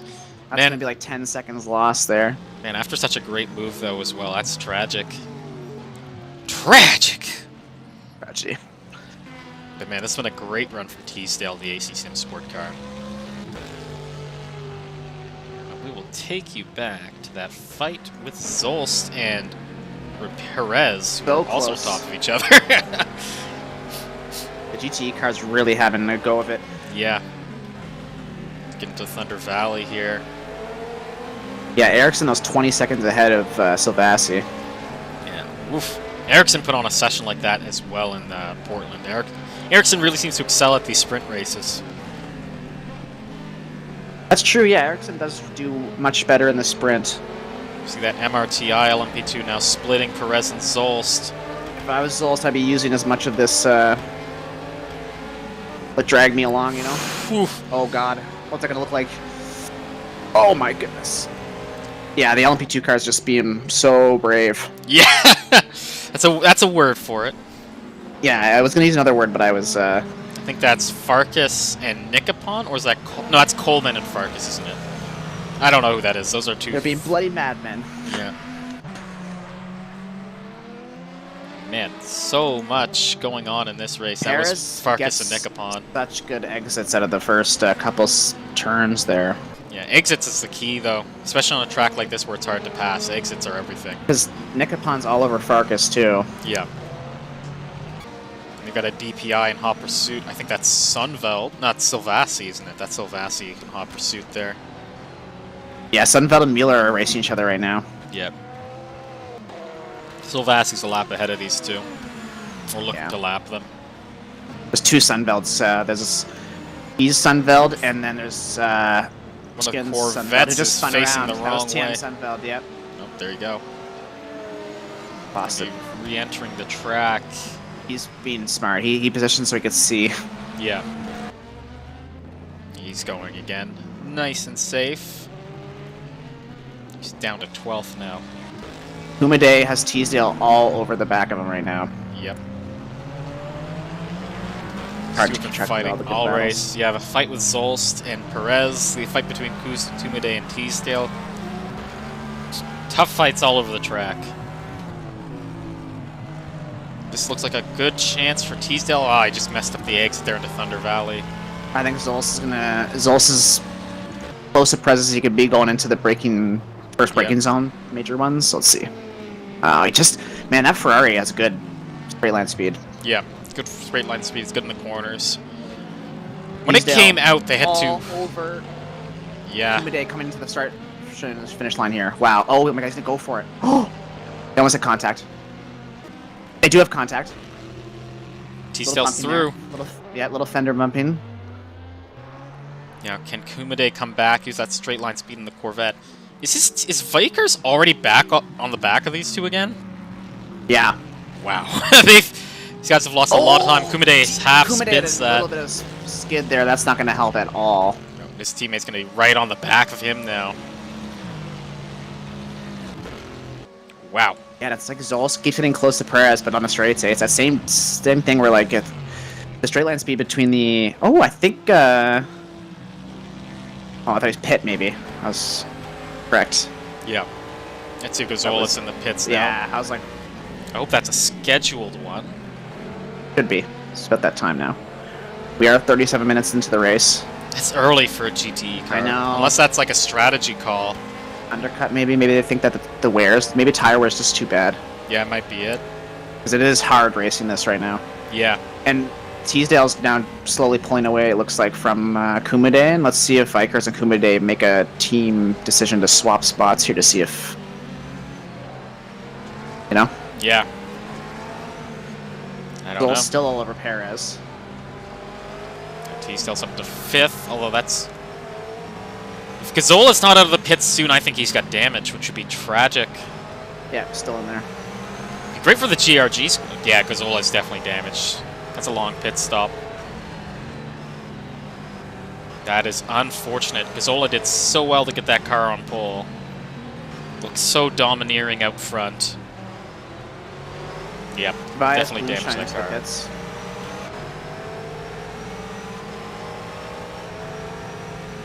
See one of the Cadillacs get past. Perez. It's also going to be hot in his tail, though. And now it's... I'm trying to keep a track of the deltas here, because Zolst is so close right now. Yep. So, by the way, Kumadai did let Vikers pass him. Oh. That's pretty nice of him. Yeah, probably Powered saw like the a writing second. on the wall. Yeah. Gonzalez now, Gazzola coming out of the pits now. That was a long stop for sure. You know what? I think I saw that car off earlier. Was that the one that spun earlier, maybe? Yeah. Maybe they hit the back, and I don't know. Oh man, Maybe. Perez and Zolst here just having a go of it. They're the closest battle, I think, on the track at the moment. Yep. It's now really big battle for position. Right now, Perez is basically running. Also, Vandersmissen and so Sunbelt for Valley Esports and the Corvette C7R. Really close as well. This is going to be the fight for second. Sunbelt's in the pits, though, so... Yep. That's what Perez and Zolst say, the fight for second? Yep. Now that, because of that unfortunate turn of events... They're not far from Batesti, though, if you notice. No, they are not. So at this point, Perez is basically rear gunnering for his teammate. It's almost... I wonder if Zolst is allowing Perez to pull him. Like, I wonder if they're working not together, you know, obviously, but I wonder if Zolst is just using this to help try to get closer to Batesti. Yeah, might be just being patient, just saving fuel. Because there's no need to send it right now. Yeah, still 2 hours You're currently left at to go. P3. You're close. You see P1 is literally half a second. P2 is half a second up. P1's like 2 seconds ahead of that. Yeah. 3 seconds. Not a lot. Great drive though from the GRG squad. I know. I almost didn't want to say that. Danny come beat up Robbins, you over the all top. on the back of Zoltan Varkanian now for the top spot in LMP2. To the keyhole they're going. Now Guy Sunbelt is in the pits, so Yep. all the stops are happening now. This is close to the time for DPI. I honestly think tire wear has not been managed what it should have been, obviously. So Yeah, that might be affecting things. Kumade's in the pits now as well, now that you mentioned that. yeah, I think they just are like, okay, you are right though. Varkonian is getting Robbins all over his gearbox. Oof, touch the grass, Sultan. Contact with the Corvette. No, I don't know if it was contact. I think he just got squirrely trying to go wider on the Corvette Maybe. there. Yeah. Take your word for it. Yeah, tire management is something we haven't talked about. But yeah, that could be very I think, big here. like, watching some of these guys try to go wide now around back markers. Before it was just sticking, but now you're watching a lot of correction needed to be done. Yeah. And all sorts of caught up Varkani is by that Corvette. Give Danny Robbins a great run here. I know, I'm doing an onboard with Danny Robbins right now, though. Not quite close enough, though. That inside curve is scary looking, honestly. Yeah! You basically need to get as close as you can to it without touching it. Yeah, you don't want to be lifted a foot in the air. on a turn like that. So that's the. It's not like a nice curve that's aiding you. It's not like hooking you in to turn around. It's like bumping you. Yeah. Oh man, this is. Oh, nice of that Porsche to just hold that line. Yeah. For Robbins there.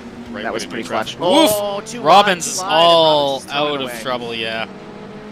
You have to do all that sharp work now. again. Oh, it's too far down the track. But, oh my goodness.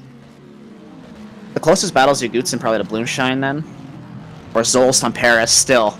Yeah. There's a 12-second gap between Maciej and Bloomsky. It's a big. Oh. Yeah. Maybe my Delta thing's just was weird for a second. Oh, it's 2 seconds. Yeah. Yeah. Zolst though, man, what is it that Perez? What Zolst needs to do here, sorry, to get by Perez? Because it's just first right on him. I think maybe they are biding their time. Yeah, maybe they're just not racing each other. The other possibility is that Perez is just not feeling the pressure, just nailing his exits, and it's as simple as that. But him and Batesi are on the same team, and they are running 1-2 now in their class. I am trying to figure out if Perez is doing a solid here, too, for his teammate. Yeah, just playing rear gunner, letting his teammate get that gap. Holding the middle line through corners, although he sees holding defensive. the inside. Yeah. Has to. Zolt backs off, gonna try and get a good run into the keyhole now. Beautiful exit. This is Zolt's chance. Yeah, you have to go outside on the keyhole. Perez is making him go wide. Perez is defending so well. So well. Not enough space to get that cutback right. Great defensive move by Perez. Kimi's on a long pit stop there. 2 minutes in the stop thus far. Yeah, 2 minute 45. Must have damaged that Orica. Yeah, because like didn't Vandersmith come in? Vandersmith and Gibson are in pits. This is a little bit early for GT cars. If you're going for the fuel number, you're definitely going to want to get to about an hour 40 minutes. I'm watching this. I'm watching Perez's Ferrari here, and he's getting defensive, but it's just his Ferrari has so much power that his exits doesn't matter. Yeah. Doesn't matter if he's on the apex or not. It's looking like it's just he's able to get the hammer down and just get the speed up. Yeah. The other thing is the tire wear as well. Maybe the Ferrari just hasn't had as sharp. Ooh, going for the move. Okay. Zolt's on the inside now on the final corner. Perez has the inside line though. Perez out of shape and Zolt's completes the pass. Beautiful move from the Mugen car. Yeah, Perez, that's what I'm saying, the tire wear there, he just couldn't hold that that fight. Yeah. Got Vincent's in the car now, so there was a change of driver. I can't remember between who. Yeah, Klein, I also think just Damian Klein just got in as well. Maybe the pit stop's taking a bit longer because of the driver change, but it shouldn't have taken. Yeah, and in these cars, you were waiting for fuel, not the tires or the driver. Yeah. The Bloomshine. See, our leaders in LMP2 are both in the pits. Let's see who gets out of there first. So we're right on top of each other. That's awesome. Yeah. Should be very close. That's all I can say. Did Zolst not just pass Perez? Because now he's behind Perez again. There I was like, I'm gonna like take a second from this because we've shown these two a lot, and here we are. Then drama unfolds. Varkani is out of the pits first. Robbins is still in there. I'm imagining Robbins is repairing damage because he came in around the same time. Now he's just going now. It might have just been his pit team just was terrible compared to Arconius. Perhaps. Oh, it's just counting it down still for some reason. Actually, did you notice?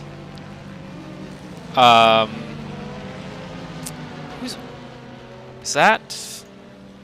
Okay, never mind. I thought that was one of the. Oh, just happened to click on Evan. Is close to Damian Klein. But yeah, Zolst and Perez still that battle. Zolst must have had a bad corner or something. Yeah, as the tire wear starts to kick in. See, here's the danger, right? If you pit too early, you turn this into what should have been about survival mode at the end. Yeah, this is like a 3-stop race. About. Because it takes about an hour on fuel. It's 2 hours 40. You go to 140, you go to 40 minutes. That's 2 stops. 140. Yeah. The most you can 40, see is yeah. feeling the tire wear. I'm curious to see what they're going to do for pits, because obviously Batesi's going to pit... Oh, that's right. I'm thinking like real life. Batesi's going to pit first, so Perez isn't double stack, but that doesn't matter. Yeah. It's also this kind of racing, you don't share a pit box, so... No, I know. I was like, never mind. Yeah, Batesi's in the pits now. Oof, somebody's off in the first corner there. Who's that? Looked like a Porsche. Kimi. Like It's a Kimi. Oh, okay. Kimi's just dead. Could have been a Porsche too. Could have been 2 offs. Yeah. Bueller's in the pits, maybe. Oh, Vandersmithson's off the track too. Bad rejoin. Bad rejoin. He just rejoined terribly, and Jesper Eriksson's all in the grass now because of that. He's just gonna pit. That's Wow, unfortunate. that was bad. Well, We haven't seen anything from the stewards today. so they aren't gonna do penalties during the race. They're gonna review it after because the head steward is out for another event. Oh, so some poor fool is gonna think they came 3rd and come 7th. It would seem Hakimi's so. out of the race with suspension damage. It looked like his whole front end crumbled into the wall. So I'd say, that would be the damage. But hey, Yeah. Jesper Eriksson's in the pits, obviously, but that got compromised so poorly by the GTE paddle. It looked,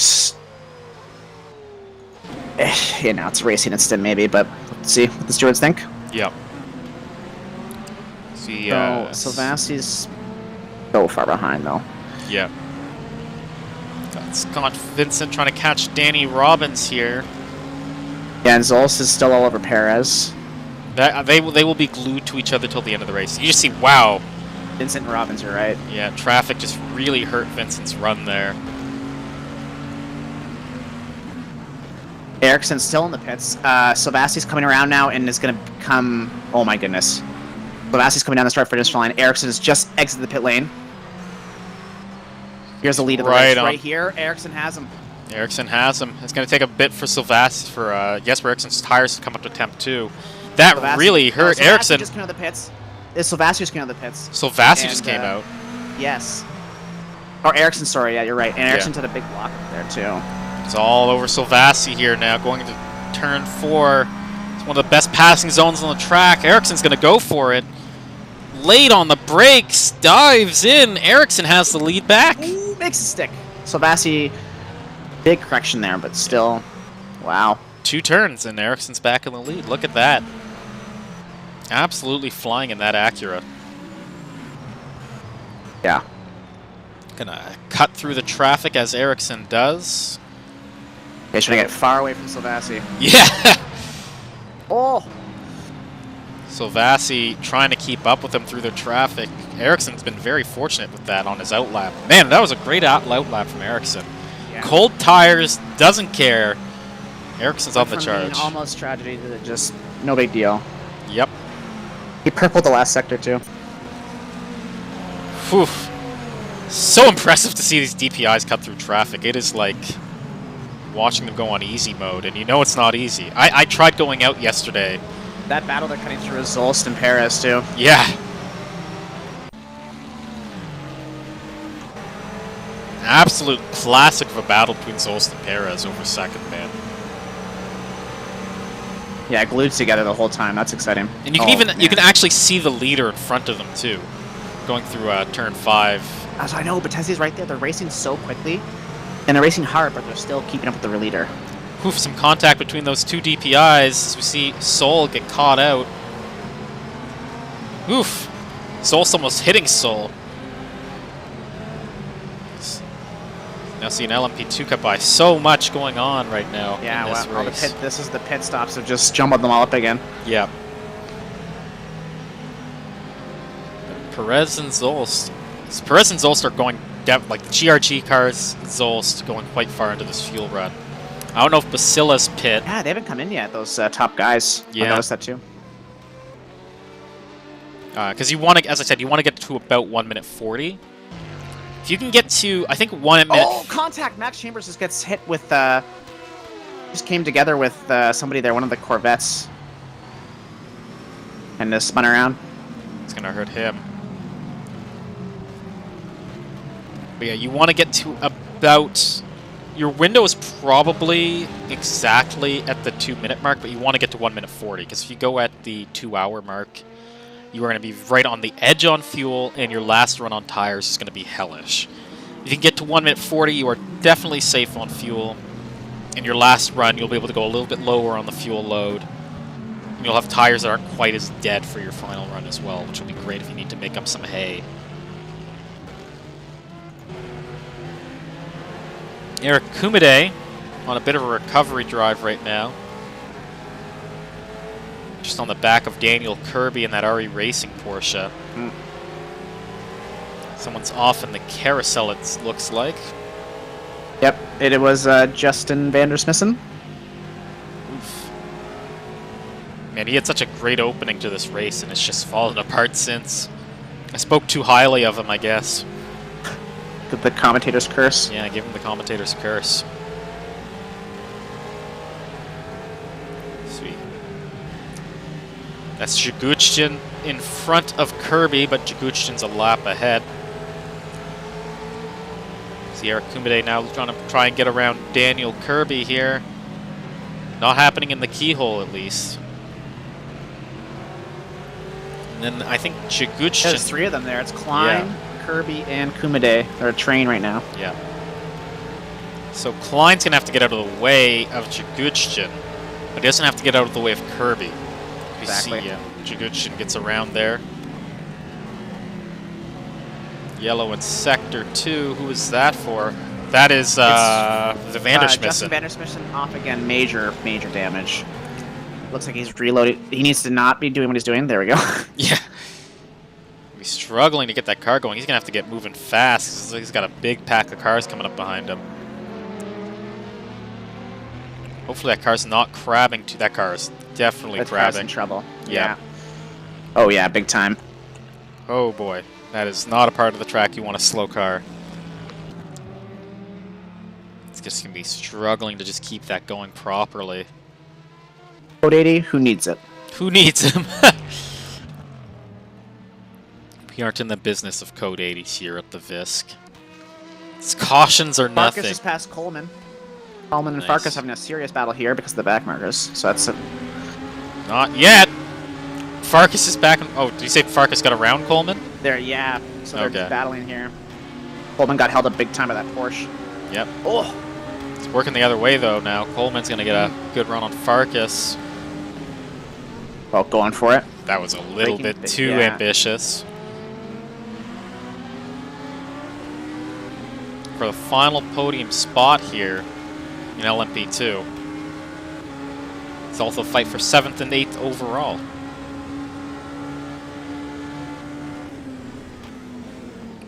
Ooh, big lockup for Farkas there. Farkas there, yeah. Now, all black CDR LMP2 is quite. It's like an old Shadow Can-Am they're car. cool. Yeah. Yeah. Tense. I'll keep an eye on all the around. Zolst and Perez fight while you watch that one there, because Yeah. they're also the same. They're like the same distance away as the other. Tense racing all around here at Ohio. Perez has got the worst. Zolst has got the worst tire wear. You can tell he's just Yeah. on ice skates. Farkas in the pits now. Mhm.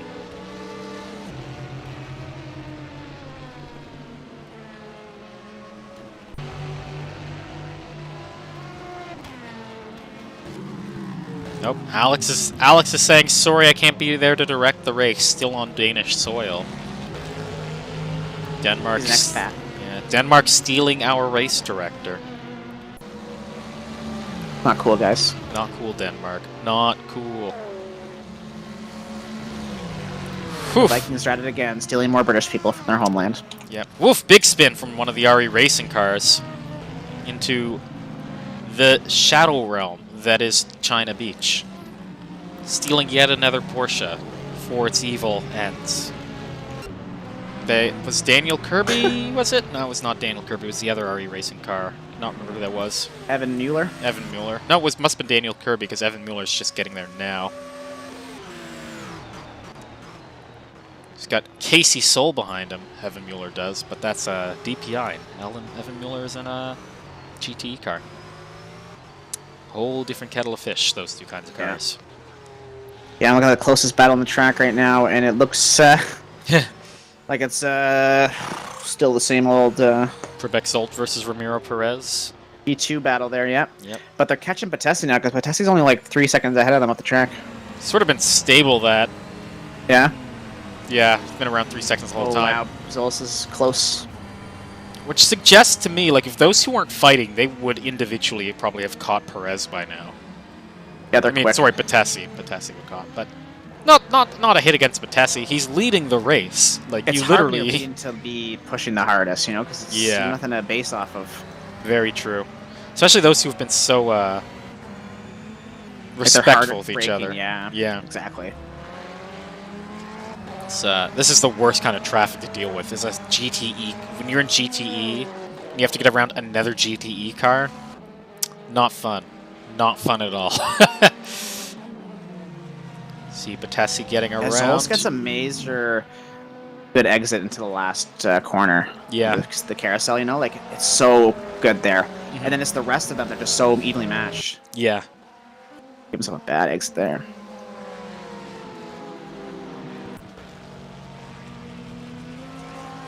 Oh, here it goes. This is a big run for him on Perez. That Ferrari just doesn't care. Yeah. Gonna go defensive into the keyhole again. Contact! Big contact there. Hopefully that does not injure the suspension of either of those cars. Yeah, Zolis tried to turn it in a little too early. Yeah. Nick Pon is in the pits now? Pits at the moment, yep. Couldn't think of the word in English. My favorite kind of pit stop. And Zolis is killing it right now. He's being really smart about his entrance right now to set himself up. So, the thing is, as this goes on, he's going to learn more and more about where Perez is defending. You know, where is Perez strong? Where am I weak? And he can kind of like begin to orchestrate. It's almost like right here he allows. Oh wow, it's bad for Perez, but it's like he takes a whole different run always through here to set himself up for the braking zone. Man, Perez. Perez has been driving so well in that GRG Esports Ferrari. Very impressive. Oh, that's really good out of that. That's Perez. That's the best he's got out of there in a while. Yep, gonna save himself some pain, but you see Ericsson coming through. It's the leader, I guess. Yep. I didn't really seem to hold up Perez too much. Nope. That Ferrari has amazing straight line speed. Yeah. I don't even know if it's just straight line speed. I feel like a big part of it is also just that woof. There's Perez. Oh, that was Perez gets some contact, but there's another. He's got the valet of Sunveld who comes in and hurts Zolt's run anyway, so it all evened out. Traffic giveth and traffic taketh away. Kirby is close to Klein right now if you wanted to switch. Yep. I'll keep an eye on this. Yep, that's good. See Casey Soul just ahead of Kirby now, revealing Klein's Corvette. Damian Klein there. Let's see if we can find out which car that is. When you're talking about that, as I watch the Zolis Perez battle go on, there's a GT car that is a backmarker they're trying to get by, and it is just killing Perez right now. Zolis is just on Perez's gearbox trying to get around the backmarker as well. But it's another GT car, so. Yeah, as I was saying, those are the worst things to run into. Oh no! Oh no! Zols! That was terrible. Right into Vandersmissen. I would be absolutely distraught. Wow, Vandersmissen is not even moving out of the way. Yeah. Okay, well, that car's definitely damaged. That really has compromised Zol's race. Oh. Yeah. That hurts. Max Chambers getting a penalty. Man, I would be absolutely fuming. Yeah, maybe that is speeding in pit lane. Yeah, I think it was a speed in the pit lane. Oh my goodness. Catch us at RF2 VISC on Twitter. I don't know. I feel bad, but that was... Oh man, the weather is just updated to really cloudy suddenly. There's the wipers on inside of Matija Shagutshin's car.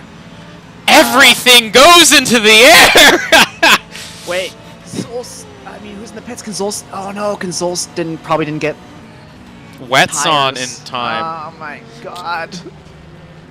I know we're supposed to be impartial, but the pain I'm feeling for some of these some of these drivers here is serious. Yeah. Oh my goodness. Oh, that hurt. Who was that? Somebody, they got it together there. It was really quickly off the grass. Oof. I'm inside their car view with them, so Yeah. it's so blind, some of the corners.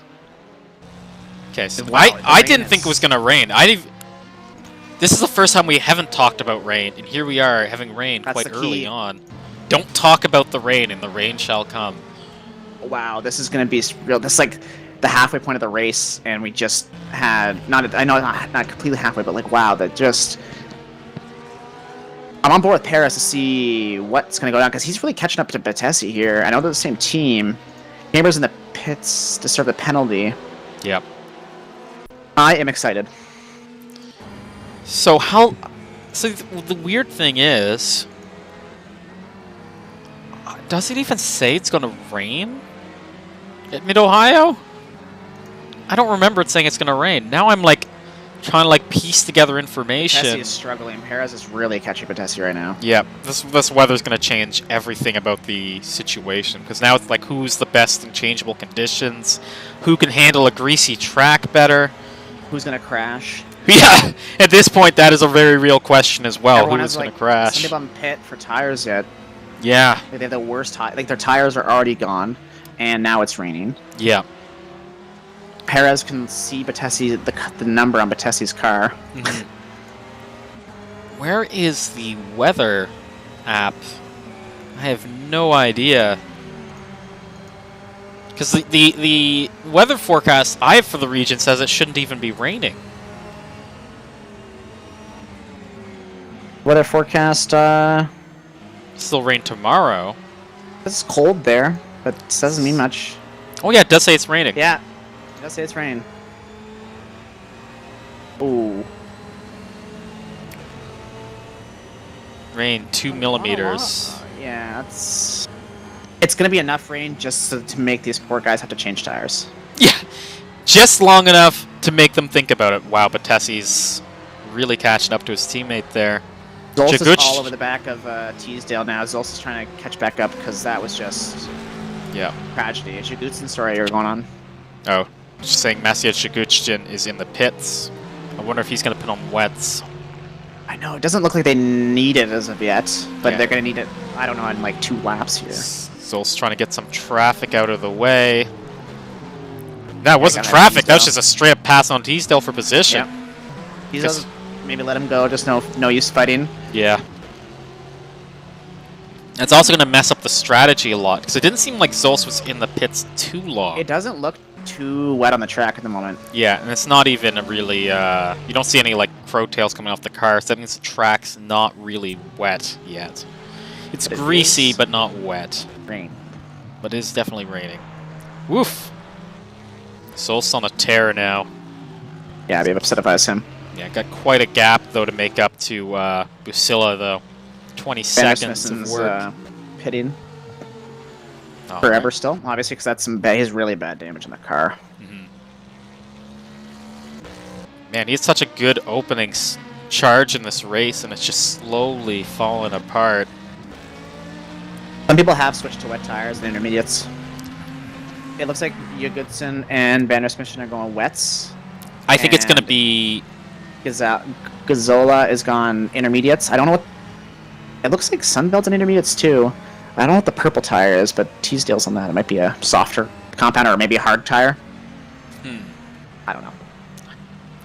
This might be a track where you might want to use the harder compound just because these softs seem to be wearing out so quick. Oof, I'm just on board with Jaguchtin, Perez, all 'cause- sorts of out of shape. Let's see what, what Yeah. it's like for Perez at the moment. It looks squirrely, but it's also tire wear, so I'm really interested. Yeah. Yellow in Sector 3 for somebody. Yeah, it doesn't look like it's raining that much. If it is, maybe a light mist.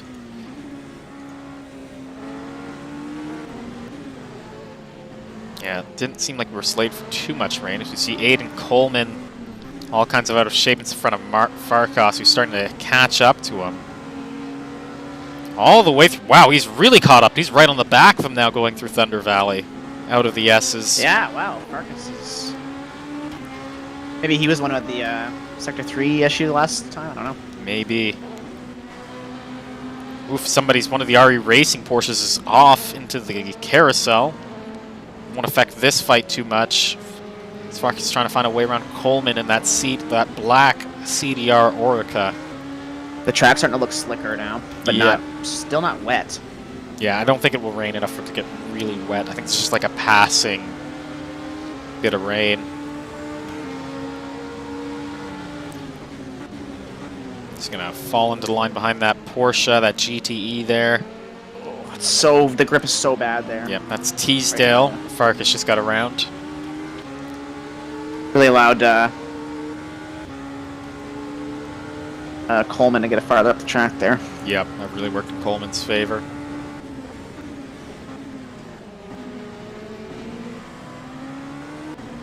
Chambers is in the pits. I don't know if it's still in the pits. If he's been in there that long, that is definitely damage for the Delta Autosport machine. Attrition, a real thing, as we see Bloomskin just coming in as well. He is again all over the back of Coleman there, but the back markers. Oh, good run.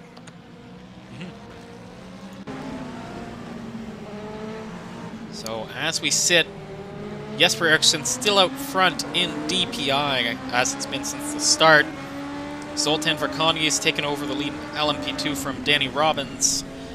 And after some tragedy for our original leader in GTE, GRG has a 1-2 with Bottesi leading Perez. We are on board with Martin Farkas, who's just on the back of Aiden Coleman. It's the MRTI Shine Automotive Orca in the CDR LMP2 there. Just getting into turn 4, just behind a Corvette. It's really messable. Yeah, really hurt Coleman. Oh, big time held up now. Going for the outside. Why have I chosen the wrong... There we go, right car. Martin Farkas. Gonna have to back off for a second. I was like, I cannot believe in this exciting moment I've chosen a random car nowhere near this fight. Oh, man.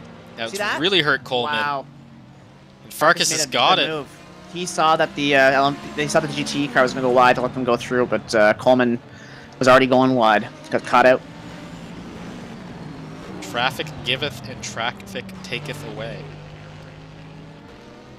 Be another lap though before. Now Busilla is in the pits and Bloomshine's in the pits again. I think everyone's going on to. I don't know though, because it looks like the track doesn't look bad still. I think if you pit, you made the wrong decision already.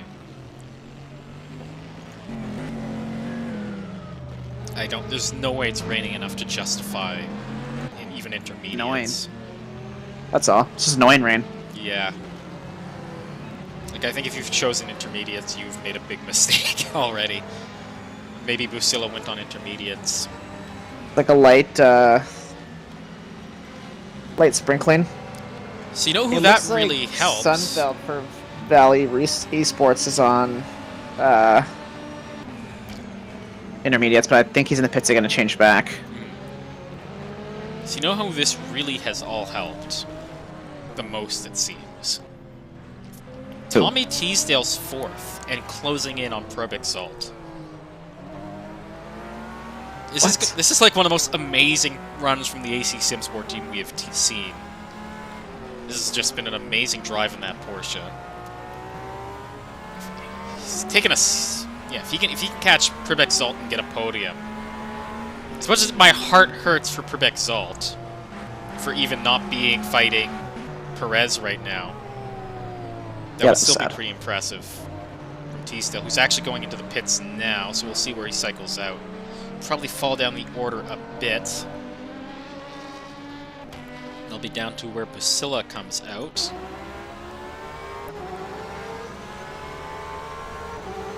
On board with Busilla right now. Just going to be heading into the carousel. He's probably going to catch Teasdale. What is going on with how they are parked for the pit stop? Perez is pitting now. Yeah, everyone's going to. I think it's the regular pit stop though for tires because Perez is pit. So does it say on the live timing if Perez is pit already? I honestly don't think he has. I think this is their first time pitting for tires. I think all of them. I think the same with Teasdale maybe because I feel like he's undercutting them. Yeah. Like I think that's why Teasdale came in is to get because he's already coming out of the pits. I think it was just tires and fuel. Yeah. Because that was Perez's first pit stop. I'm like 100% confident. Let me check Perez. Yeah. So Vrac is getting into that car. So Perez did 51 laps. Wow. Ferraris have had some really good range on them. And Battessi's done 52, so Battessi's still out. Wow. That's what I'm saying. Like I think that there was an undercut there tried by Teasdale, so we'll see.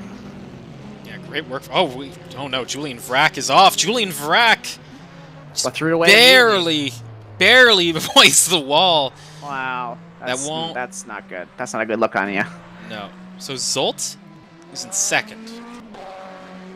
He technically is not off strategy with his pit stop. He technically still could do this with another stop about. But Wetzonius is getting into the GRG Cadillac now as well. So Casey Soul is Tessie's in the pits now. But Tessie's in. So now the question is: here comes Zolst flying down the second sector. So here's the thing. If Zolst isn't off strategy, right? Everyone's pitting now. If Zolst isn't off strategy, and he can do this on one more stop as well, this might actually all work out for him. Perhaps the tire wear was so bad. Battessi's still in the pit lane, so I think it's, yep, Zolst is first. Yes, so if the Mugen car only needs to pit one more time as well, Zolst might actually, this might have worked out for him, because of the tire wear, he just got a very aggressive undercut. Yeah. In practice. And he had that crash, that bad contact, but I mean now it seems to have worked out. Yeah. Luckily for Vrac, he's still third. Yeah, he's got Basila though to worry about now. Basila was fast, right? Busilla was the car. I think Busilla crashed on the first lap. He qualified second, so Basila's going to be flying. The issue is Basila's just coming onto the start-finish straight now, and Vrac is like halfway through the second sector. But it's an hour and 26 minutes. If Busilla's flying, Basila's doing 1:22.1s, and Vrac doesn't have a lap time that. Vrac gone wide again. So yeah, if we just look at it like their fastest laps, Busilla's fastest laps are 1:22. His best is a 1:19. You compare that to... Okay, so he's not actually faster than a GRG, so we may not catch them. We'll see. He could do it, though. We'll see what he does. Meanwhile, out front, Jesper Eriksson is just putting on a clinic. Yeah, he's up a lot. Got a 34-second gap on Patrick Silvassi. That's a spin and a half. Yeah, that's a lot of time. Yeah, absolutely Holy flying in that Cadillac. And that Acura, sorry. Side note, absolutely love the aesthetic of the Acura DPI. Oh, it might have been smoke coming out of Danny Robbins' car because he looks like the only one with the rooster tail. Well, let's go check it out. Doesn't look like there's a rooster tail off his car. There is in some of the car. You know what might be? Yeah, it might be offline. It's a bit wet. Yeah, so it is a bit wet offline. So the rain is starting to affect the track. Interesting. I noticed another car did it, and I'm like, yep. It is still wipers on, so... Yeah. I guess this is water's going to be around for a bit. The block on Robbins there by the Funfetti Ferrari. Asiet Shiguchi. Oh no, Robbins is off. Because that's the thing, if you go offline and you're on slicks, fortunately it doesn't hit the wall or anything. Yeah, now everyone's just getting wetter. Yep. You're going to start seeing mistakes now, especially from the DPIs trying to overtake traffic. Robbins is going into the pits. So that will be one to keep an eye out for, see what Robbins is doing strategically. Tired, yeah, I'll let you know.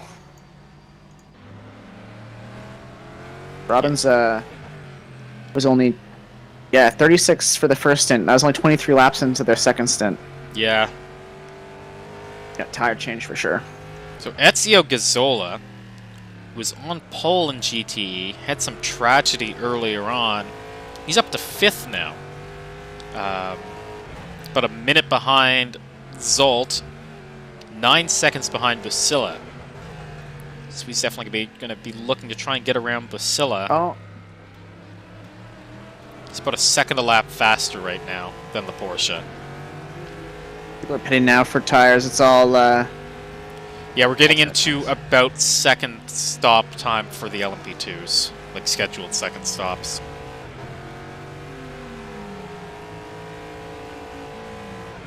See, the GTE cars are so straightforward because they're just, like, on the hour every hour about. The LMP2s and the DPIs are, like, 40, 50 minutes. Yeah. So they are going to have an extra stop compared to their GT counterparts. Somebody just got by Teasdale there. Good. Or they're just battling. Yeah. I think Kumde and Teasdale I don't think are actually on the same lap, though. Cars in the middle of the track there. Was that? Justin Vandersmissen just stopped in the middle of the track again. Oh, jeez. He's had an absolutely rough go of it. Ever since the opening stint where I said, wow, Justin Vandersmissen really doing an amazing... Yep, I cursed him. Never again will I try and hype up the driver cutting through the field from the back.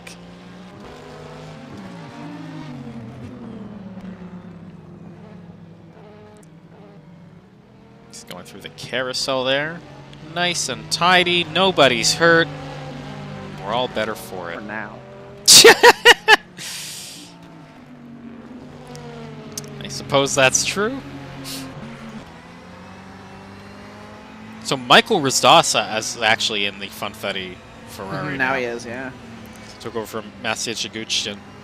Been a pretty solid race from those guys. Kept the car pretty clean. Not got caught in anything. They're in a good position for it. Spread out again. Yeah.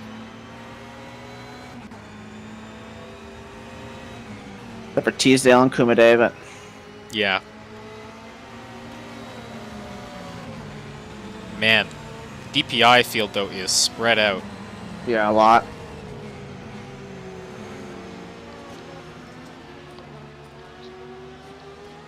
Only a couple people still pit for different tires, and a lot of people still just run slicks because it's not... You're starting to see, though, if you look in front of Michael Rizdasa here, there's going to be a crowtail on the main racing line. Yeah. It's still probably slicks time because... You can see it starting. Yeah, but it's starting to get right on board. Very hard. I am sure. Rizdasa slowly catching into Kirby. He's got some traffic in front of him he'll have to deal with. Don't want to touch the curbs in the wet through the S's. That is sketchy times. We see. Yeah, it's getting rapidly worse. Yep. Now we're getting to the point where I'd say maybe intermediates, if you've got the option on your car, because we are. It's getting properly damp out there.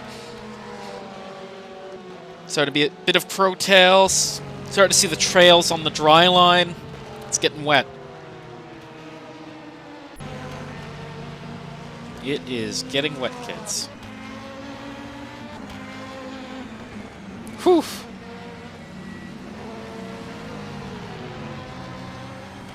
Oh, Teasdale. Oh, Farkas are a little bit off, but he's good.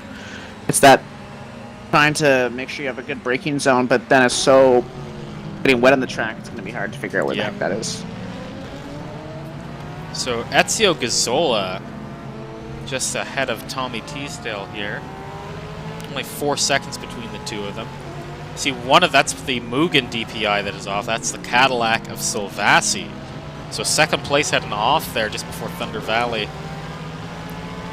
Yeah. See Tommy Teasdale on board with him. See those wipers working away. It's so wet everywhere now. It's crow's tails everywhere. Fish tails, sorry. Yeah. Oh, and Sebastian coming in the pits. Yeah, we're getting to that part of the race now where you're going to have to definitely start thinking about doing something. Yep, Silvassi's in the pits there. I'll see if Ericsson will do that. No, Ericsson stays out. Yeah. Laps Silvassi. Well, that's how it be when you get a Jesper Eriksson in the race. See all that water coming off. That DPI, that LMP2, not happy with how Eriksson got around him in the first corner, but They're never happy about it, eh? Never happy about it. I'm sure Eriksson doesn't even care. Eriksson taking a karting line now through the keyhole. Either intentionally or unintentionally, that's what he's doing now.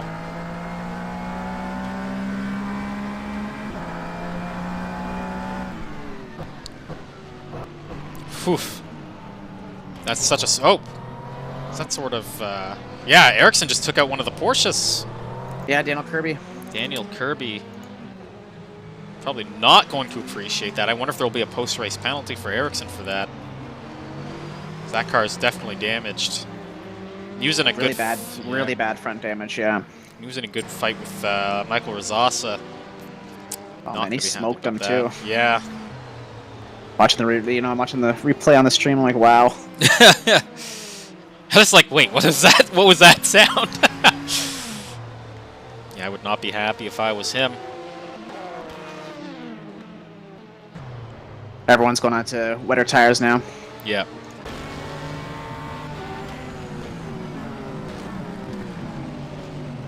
Ezio Cazzola starting to put a gap on Tommy Teasdale here. Still close, but he's starting to make some hay. Aiden Coleman had a bit of a mistake, but he kept it together there. Yep, that's the key right now is just surviving. Not a lot of time left in this race, but with the weather kind of midway through, don't want to risk anything now. Especially when you're having a good run like Coleman in a very competitive LMP2 field. He's got all kinds of traffic behind him, though. That's Jesper Eriksson. Better watch out! Eriksson just murdered a Porsche. He's out for blood. Yeah, lets him through. Just see, woof, just cuts off that. Man, he's being Mugen really there. tough right now. I don't know why. It wasn't a battle for position either, but yeah. Hey, this Porsche's in danger. He hates Porsches. Oh, he did touch him. See, the rear panels. Yeah. Savassi is 2 laps down now. Oof, that's unfortunate. The Valve Corvettes get a little sideways. In the pits. Coleman's wipers are off, so it must be drying. The rain must be over. The wipers also off for the Porsche in front of him. I noticed that too. Yeah. You mentioned that. Everyone's wipers are off. Wets are over. Yep. So if you had listened to me and gone to intermediates, you'd be screwed. As Ezio Cazzola is off. Big off? Yeah. Tommy Teasdale just went up to 5th. That was a big off. Very weird place to go off. That was on a straight. He must have got caught out by a LMP2 or a DPI there. Oh yeah, wow, big off. Could not tell you what happened though, just caught that at the edge of my eye.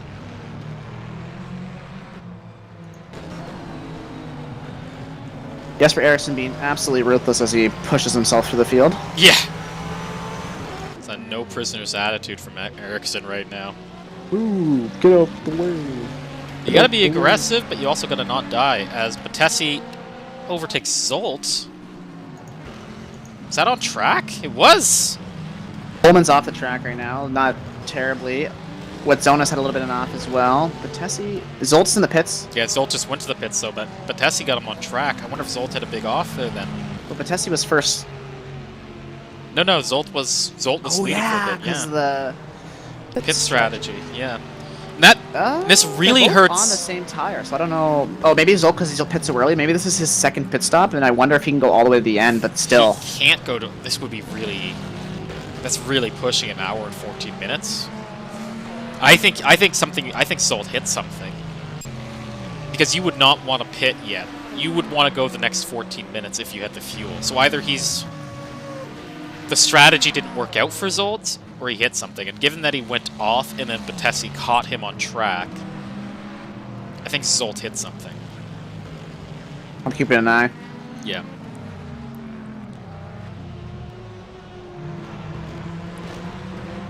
Oof! The two Val Corvettes are into each other. That's Gazola and Kumade, I think. Yeah. Oh my god, again. Big time. Kumade's off the track. He's crashed because of that. It's Vikers who... It was Vikers. Yes, Kevin Vikers. You're right. Vikers is slow. Okay, there we go. What are they doing? Why'd they do that? Teammates getting into each other. I'm sure they'll be having a conversation about that. Here comes Kumade back up the track. Yep. Vikers all over the place. The thing is, Vikers is on a different lap than Kumade too. Kumade's a lap ahead of Vikers. Oh wow, DPI there spun out. Who the heck is that? That was Warnders. That was Richard Warnders.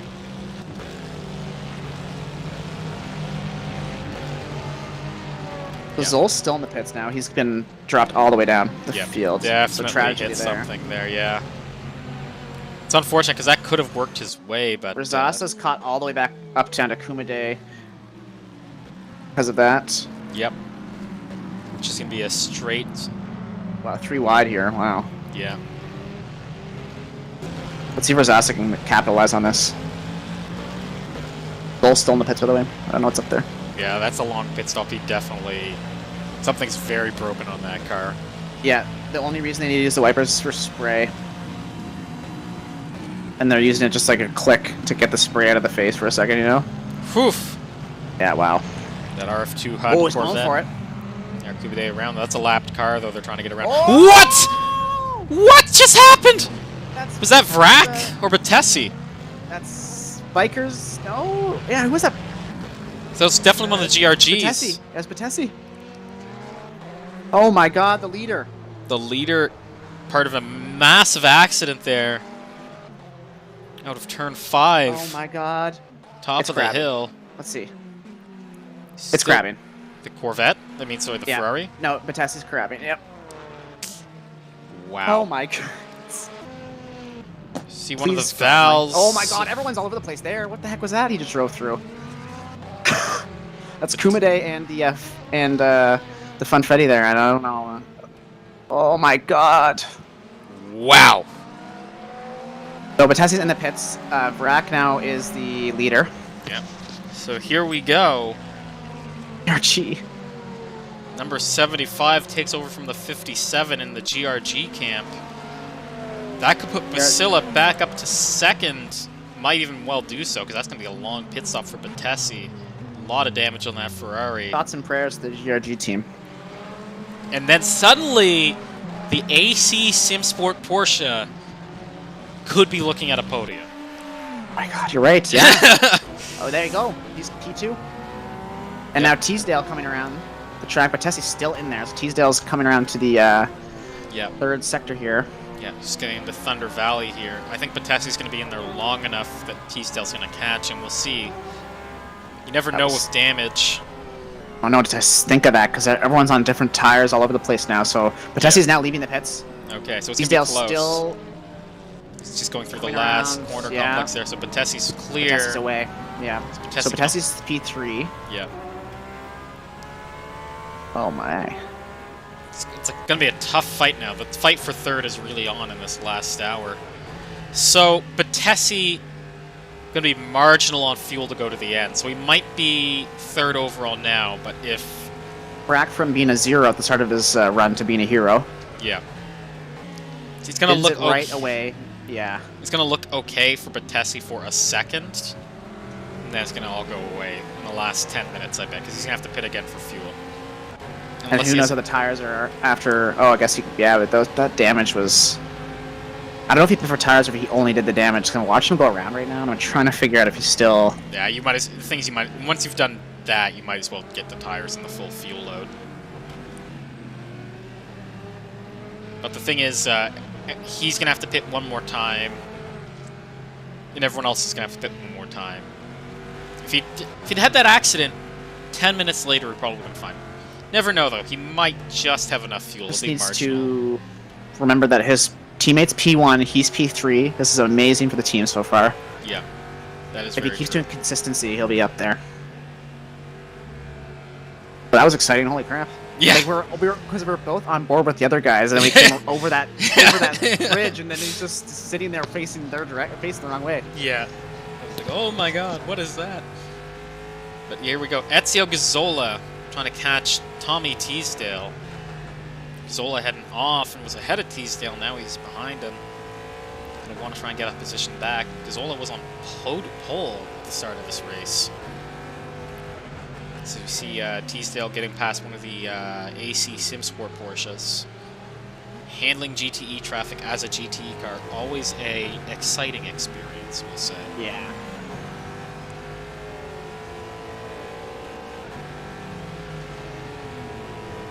So here we go.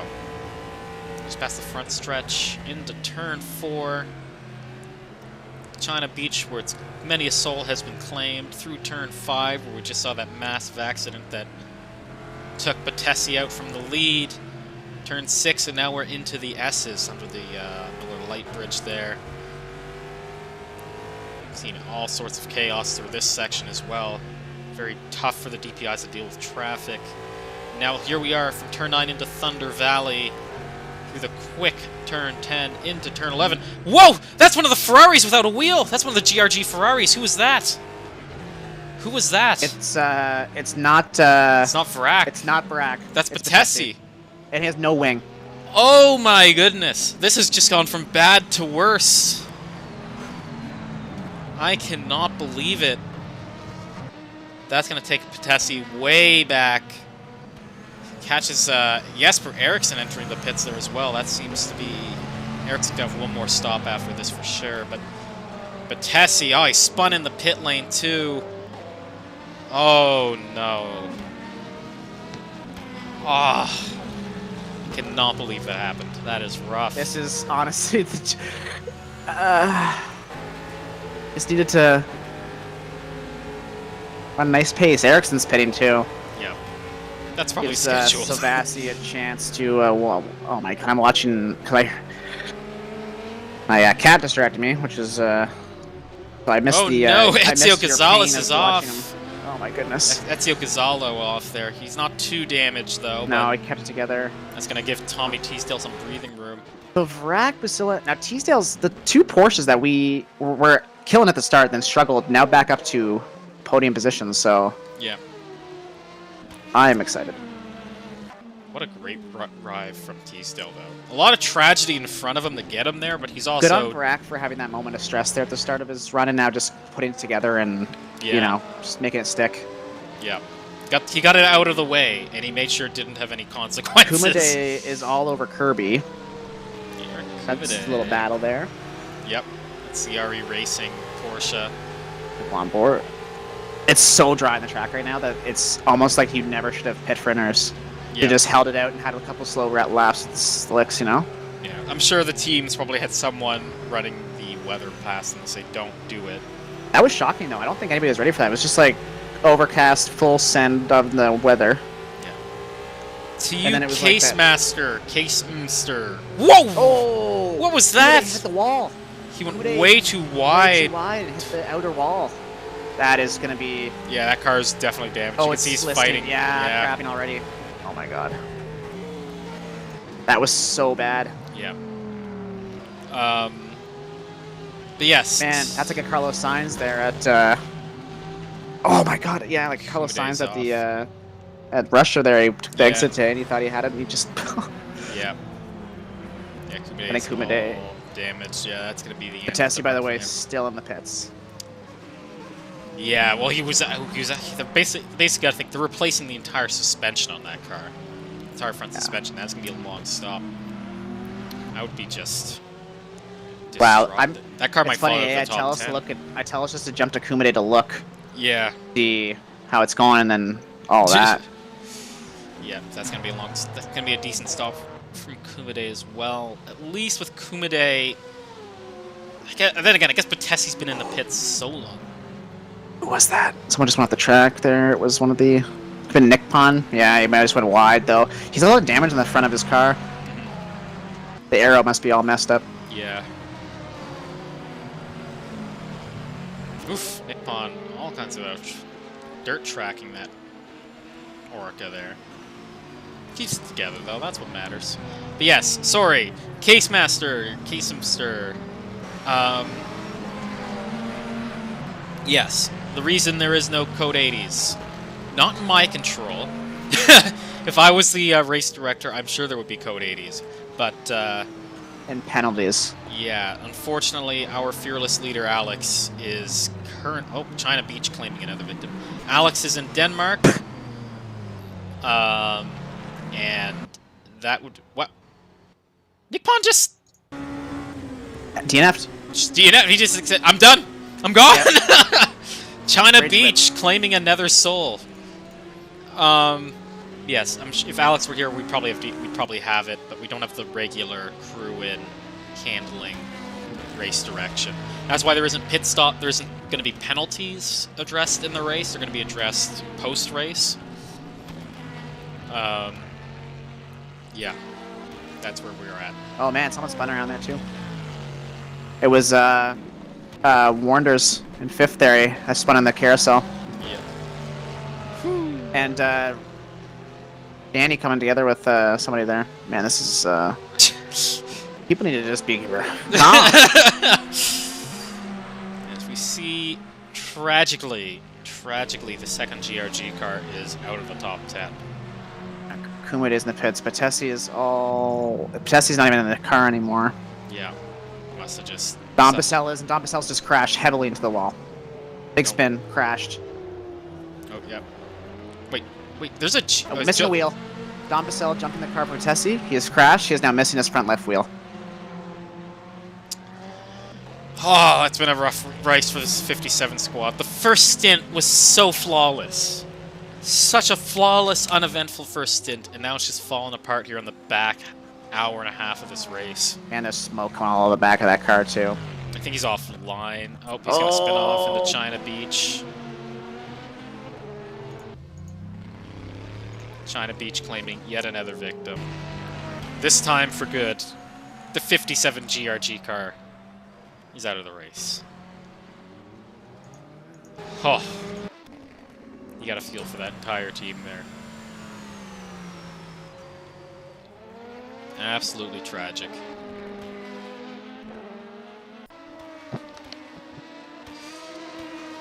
Yeah, I feel you, Case Master. I spent the entire hour before this race fighting with the overlay, so... You know, that actually has nothing to do with what you said, but it made me feel about that. It brought that dark memory. But yes, yeah, it's unfortunate. Oh man, These things happen. Basillo had it off. Still going now, but that helps Teasdale out. Yeah. It's very... Are we talking about Teasdale potentially getting second? Because that'd be amazing. He's got he's got a half a minute to make Don up. Bassell is just out of the race. That's just it. They're out. Yeah. That's a tragedy there. Yeah. When I talked about China Beach taking in some victims, that was not how I thought that was going to go. I can honestly say that. Munching cars up. Yeah. Woof. Eric Kumide having a big old moment, trying to catch his teammate Kevin Vickers. He's trying to restart that car. Yeah, he stalled it, I think Kumide did. Kumide's without a wing! My goodness. Yeah, he is. Wow. Wow, this last hour has just seen so much attrition. You know what it is? Because they're going... when it's dry, right? So you're pushing like it's dry. But then you go a bit off track, and then you catch that wet part, and you're going so fast. You're gone. There's just nothing to do. Yeah. Also, to you, Mark, I have no idea what you mean by tell Bloomskin to host FC. To host the football club? I don't know if I can really get involved with your school politics and tell someone to host the football club. I don't know if that's, like, within my powers. Have I even talked to Bloomskin before? No. Hey, Bloomskin, I just want to tell you that Mark said host the football club, please. He included a please, so you have to do it. Well, FC, does FC mean football club? I have no idea what FC means. The only time I've ever heard of the FC is in reference to a football club. Gazzola, pole sitter, doing a bit of a recovery drive. He's in the pits now. This is going to be his last stop. If you're in the fuel window to go to the end now, GTE. You need to go a bit further in LMP2 and DPI to get to that point, but GTE, you're at the fuel window point. Kumade just being incredibly stressful to watch. Yeah. You do not want someone to collect him. Just an unfortunate run for that AFB squad. He's in the pits, so now there you go. Oh, Vandersmith's in the gravel trap in the wall. Well, not entirely uncommon for Vandersmith in this race. Just had a rough run of things after a really strong opening stint. I think the changeable conditions have just caught him out. Which, like, you know what? Being 100% fair, changeable conditions would have caught me out as well. And I've had R-Factor since it was in beta. So you know what? Can't bother you about it. This game can be legitimately hard. And it's just, you know, getting track time and experience. We have had a whole lot of DNFs. But yes, you can get us at VISC on Twitter. As we see Michael Favero off in that RNG Esports Corvette. I think it's just the mix of we're near the end of the tire stint, right? Yeah. Off track is wet. Yep.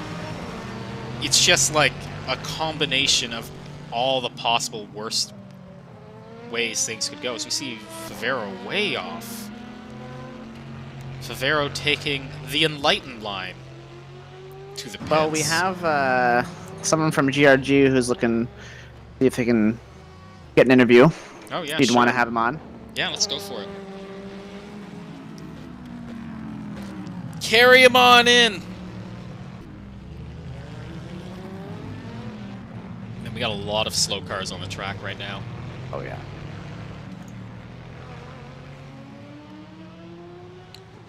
User joined your channel. We are joined right now by Derek McCord for GRG Racing. Esports, yeah, wow. Esports, Derek, yeah. how are you doing today? It looked good there for a little while. Yeah. The number 5 car got punted off by the 360 early on. So that's where that incident happened, and then Danilo just spun it into conditions. I live in Ohio, so it's been spotty rain the whole day. So that shower came out of nowhere, and I thought it was going to hang around for just a little bit, but hang around a little bit longer than we wanted it to. But it's clear now, so track should dry up pretty quickly. That's good, that's good. So, have they sort of been telling you how hard it has been to drive on this track? Have the drivers been complaining to you about it? Yeah, so the issue is the GT cars, we don't have the intermediates. So it's either dry or wet for us. Yeah.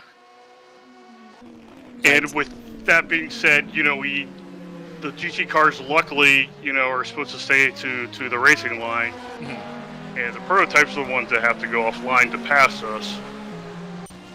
So they definitely did have the option to go on the intermediates or the wets, but with our strategy, we just couldn't do an extra stop to go into wets, and then, you know, 10 laps later, then go back onto the dries. Yeah. So that's where it's difficult for the GT cars. And Ramiro started the race, and Julian went in for the second stint, and then I think Ramiro might finish it off. Mm-hmm. So you guys are expecting to have another pit stop before the end of this? Oh yeah. I mean, it's 3 stops either way. Okay. With the 57, we could have with the extra stuff that we had, we were going to try and stretch it to the end, but for some reason the game didn't give us a left front tire. Oh, that's what happened. Yeah, Okay. Dom came out and said, I don't have a left front tire. Yikes. So That's then weird. Then we just decided to retire the car. Because we were wondering, because he just came out of the pits, then all of a sudden it was like, no tire. Yeah. Yeah, What? I don't know what happened there. Yeah, that sucks. But yeah, kind of the same conditions as Sebring. Yeah. It's really unfortunate because you guys have been fast basically every race, and it's just the weather. Yeah, and again, that's just experience for the drivers. So with us being a relatively new team, kind of a new team to our factor. Yeah, and that's just what it is. Yeah. Well, I'll just say good luck to you guys. Hopefully things stay relatively calm for Vrak out front, and hopefully it works out for you guys. Yeah, we got a 34-second lead right now, and I just don't be a hero. Let's at least get one car. Yeah, that's the key at this point. Derek, good luck, and thanks for popping in, man. Have a great race. Thanks, guys. Have a nice one. User left your channel. That was Derek McCord for GRG Esports. I just noticed while we we're talking, Max Chambers is catching with Zonas here, and Danny Robbins is out of the race with suspension damage. Oof. Oof, Danny Robbins was second. Wasn't he in qualifying? That's 9 cars out. Yeah, he was running up there. He was second place. Man, we're losing some really... If you could just have an alright... If you were just mediocre on pace, but you kept your car safe, you would be probably fighting for a podium in every class save... Well, DPI, you're fighting for a podium by default, but... Man, Yeah, I know. been an abs... Mid-Ohio takes no prisoners. As the current long list, Giorgio Battori in the ground effect AM car. You know what's funny? I'm not gonna lie. He could have been there all race, but he's just coming up now up the timing sheet. Just because there's so many dead cars. Yeah, there is so many dead cars. That's true. It's a absolute murder fest out there, man. This track is not kind. But now we have 52 minutes left. You know what we haven't done this entire race? We've Gone not through the order. we've not gone through the running order. So let's take you through this bullet-ridden running order. So, Julian Vrak for GRG leading out front with a good 34-second gap. Inherited that lead from his teammate after some drama about 30 minutes ago, you'd say? Yeah. After that, we get down to Ionic Basila, who's in, and I'm sorry that it says a Fanatec podium car, but it is not. But I will see if I can. Yes, he's in the Bombardier 21 car, followed by Tommy Teasdale, who's been doing an absolute tear through the field in the AC Sim Sport Porsche. Behind them is Pribek Zult, who's doing a bit of a recovery after being caught up in an accident a bit earlier on. Daniel Kirby, RE Racing. Really good run from RE Racing, actually, on the whole of it. Behind them is Michael Rosasa in the Funfetti Ferrari. Officially a random racing Ferrari, but in our hearts, in the commentary team, that's a Funfetti Ferrari. Kevin Vikers in the leading AFP. Kevin Vikers is out with suspension damage, so... Oh, wow. Okay, so never mind. Kevin Vikers is going to fall through the order. Yeah. Out of the race right now is Leon Chambers, Zooks, David Peter, Tin Lauer, Mikhail Kimi, Justin Vandersmith, Don Bassell, Antoni Nickpon, Eric Kumade, and Kevin Vikers out of the race. And as you might have noticed, there's some really fast people in that list. As I was saying, qualifying, we're even going to see a lot of the people you usually see at the front binning it here. It's a Mid-Ohio is a tough track. So anyways, we'll keep going to Stefano Colli. He's in the race, right? Stefano Colli? Yes. Good. Stefano Colli still running in the Energy RF2 HUD team Corvette. Simon Marshall in the other RE Racing car. And we got Eric Kumade, who's DNF'd, so we're just getting into the DNF'd LMP2's here. Michael Favero, I think he's actually still running. He's eventually going to move forward. 10 Sunveld. He's still in the race. Great. Ground Effect AM with Giorgio Battori, our last of our running cars. And we got Dom Bissell, who was ever so tragically taken out of the race from the lead. Justin Vandersmissen, the Val Esports. Ferrari had a pretty rough race there after starting at the back. Did pretty well to get that car up to about 8th, 7th or so, and then just slowly fell back, and then the weather eventually put the final nail in the coffin for that car. And then we've more like a third of the field that's been... Yeah, about a third of the field is dead. Yeah. But yes, and we've got the second AFP Corvette, so it's been a rough race. That's a double DNF for AFP. That's GT. I was going to wait till you're done, but I was going to say that's right. Both their cars, which are running really well, are both now DNF'd. Man, they were having an absolutely great battle against each other about an hour points, ago. The turnout of how the points are going to be after this for standing is going to be interesting. Yeah. Because even though somebody has DNF, they're not getting zeros. They still... In DPI, Zoltan Varkani for the Mugen Sim Racing. He's been putting on a pretty good show in that car. They're out front. Scott Vincent, he is in... It's going to be a bit easier. Yes, the OTL Racing number 21 Orica. Martin Farkas, he's been having a pretty great race. Some great battles Farkas has been part of. He's been fighting with Coleman in the CDR. So that MRTI CDR battle has been really great to watch. Danny Robbins just recently DNF'd. He was second, actually, in qualifying. He's fallen big spin off the track after the first turn for somebody there. And it's Chambers, Max Chambers. Oof. Gonna get going again, though, hopefully. Yeah. Yes, get to Tobias Bloomskin. What team is he with? That's the Just-O-Matic Racing team number 29. Max Chambers, last running of the LMP2s. That's who we're on board. That's who you're watching right now, actually, to hit the spin. But he's still going. Keep going, Max. I believe in you. Anthony Nikopon, that was the AFP LMP2. So, wow, even an LMP2 AFP's out. AFP has lost 3 cars in 2 different classes in this race. Really hurts. Mikhail Kakimi, that is the TGR AFP. Wow. 4 AFP-related cars out. Oh my goodness, this has been an unfortunate turn of events for AFP here. And then 10 Lauer in the 360 Motorsports LMP2, also out of the race, unfortunately. Then we get on over to our top flight, DPI. A little bit of a shorter list here. Yes, for Ericsson, absolute tear. In an entirely different class, basically. He's been out front for basically the entire race after putting that car on pole. Patrick Silvassi in second place. And then another 2 laps back, we get to Richard Warnders, who actually is in a car that was second on the grid, but they're now third and 2 laps back from second, 5th overall. Yeah. Not quite what Valet would have wanted. Once again, a great qualifying performance, not turning into race pace. Thomas Witzonis in the GRG DPI Cadillac. By the time Thomas got in that car, it was already too late, basically.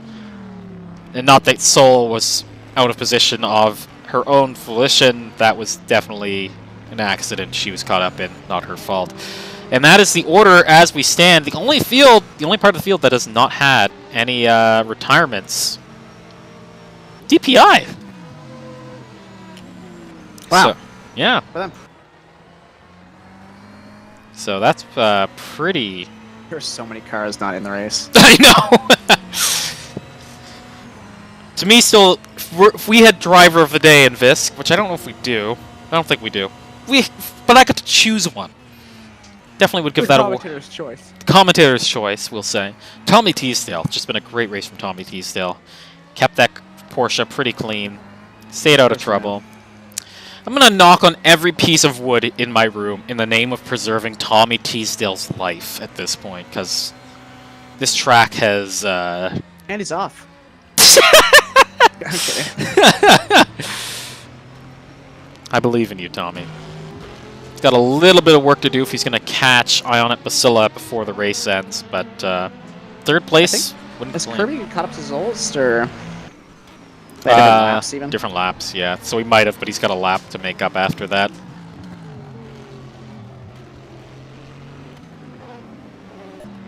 Mid-Ohio. Well, this will be a track to look forward to every year, because this has been great. Yeah, wow. Absolutely chaotic in the best way. See Teasdale catching some of the water offline. We had a brief rain spell, about 20 minutes of light rain.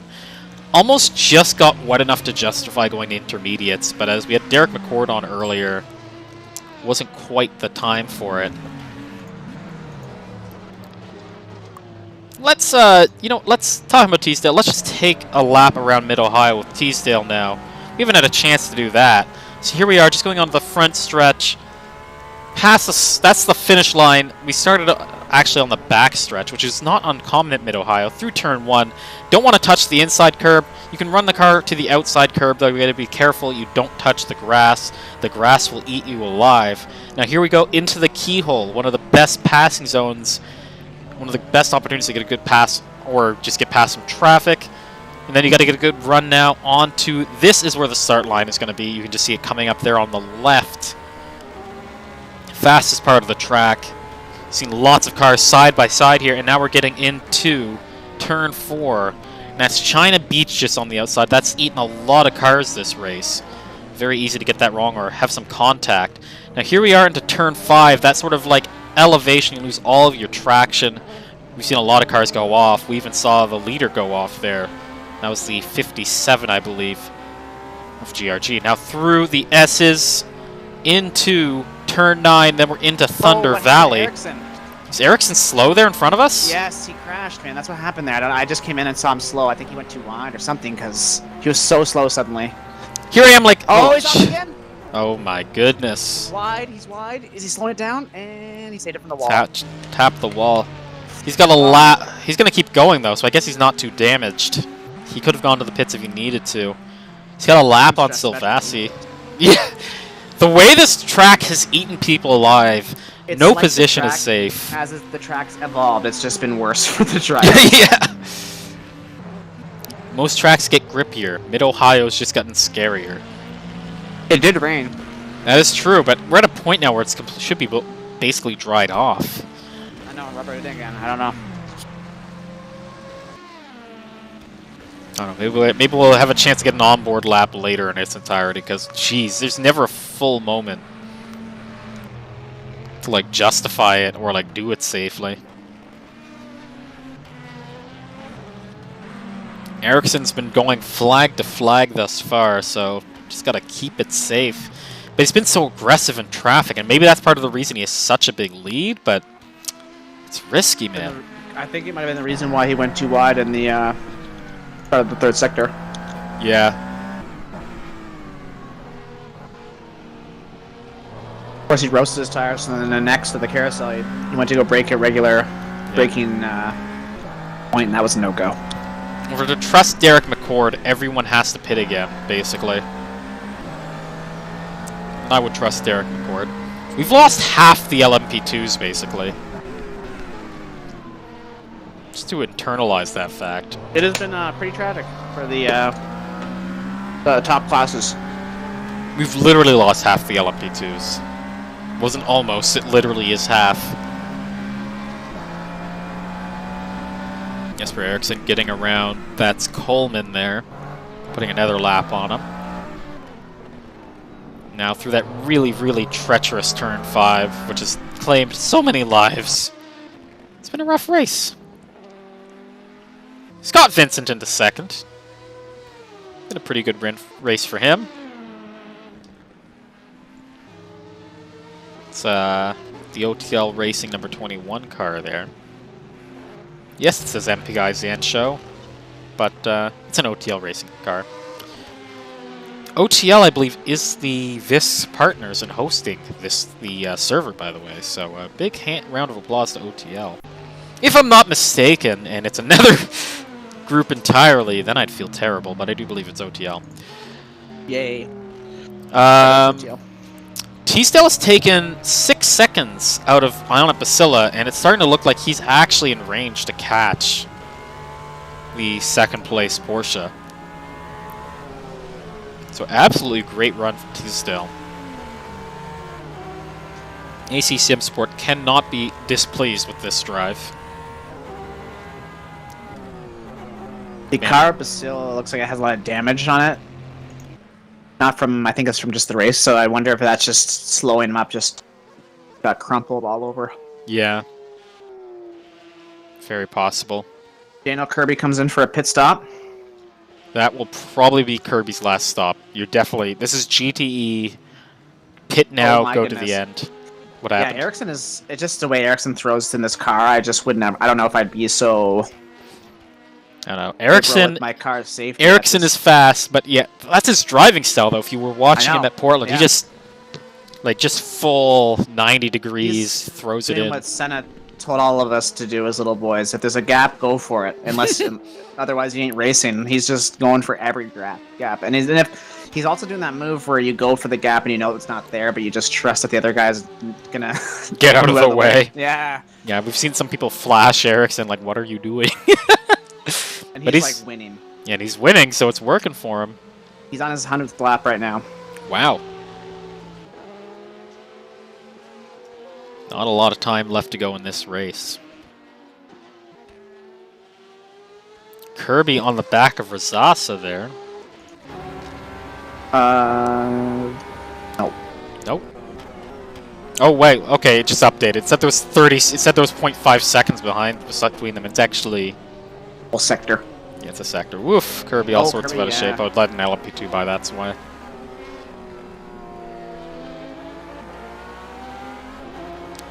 So, Brack still leading luckily there. Yep. Still a second, Teasdale third, Golston fourth. Okay. Yep. You know, as bad as things could have been for Zolst, Could be dead. he, Other cars in the field. yeah, could be one of the other cars not in this race. Held in there, and he's gonna get, if he can keep it, woof! As I say Oh, this, who's that? that's Chambers? that was Zolst who just went sideways. That's Max Chambers. Is he collected with Chambers there? Maybe. No, but Zolst is all... Where is he? All over the place, yeah. He just spun out of turn 5. That sucks. Just gotta keep the car on the road, man. Yeah. It's probably too much of a gap think- to overhaul the Yeah, I wonder next, if it was but Chambers came together with, because Chambers was all spun out in the grass as well, so... maybe. But the Chambers boys do drive fast and loose, so... Had them on at Sebring. That was funny. He's like, "Are you guys brothers?" Like, yes, he is in fact my brother. I'm like, wow. They were saying that normally they used to race on the same rig, but because they're going to different universities, they're in the same city, by the way, but they're living in different apartments. They Yeah, have their own so- rigs. Yeah. You know, they are brothers, they could just go hang out, but, whatever. Yeah, it's COVID times, you see. Yeah, and yeah, that's true. I don't know, it's so hard to get anything done. Yeah. I had a dream that one day we would have done this commentary in the same room. Yeah, we will one day. Michael Favero and Simon Marshall are, on top of each other, so... Battle. Yep. Porsche v Corvette. That America is- versus Germany. Is that Marsh? Wow. Huh. The thing is, Favero has to unlap himself. Does he? Yep. It's a lap between those two. Now, Marshall was smart holding that good defensive line there, and then this second sector is not the easiest to pass through if you just hold a nice defensive line. Yeah. Bolts is in the pits. B8 motor. That's probably a scheduled stop. He has to do one. That'll be his last one to the end. So probably just going for the undercut there. Get some fresh tires on, see if he can make some hay. Maybe jump Teasdale. Never know. Could recover a podium from this race, so still good. It's not out of the cards. See, quick stop. Just 25 seconds there. 6.8 actually stopped. That was just... I'm not even sure he changed tires. That was just straight up fuel. So he's going to be trying to get the jump. Especially if Teasdale or Basila gets tires. That could be it. That could be a spot. It's what you need to do at this point in the race. Virgo Batari missed his pit box, I think. And again. Oh, was a crash in the front straight or something there. Oop, where? I don't know, it just looked, smoky. yeah. It was like they came out of the carousel but he had some kind of contact because there was 2 cars. I was looking at somebody in the pits and I could see cars on the street. Just like on my view in like the front straight area. Spun.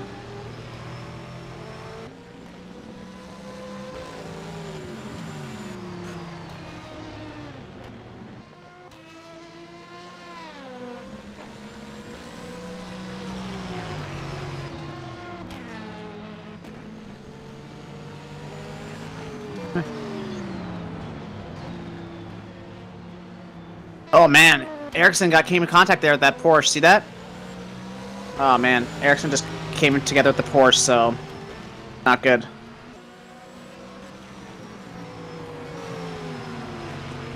Oh man.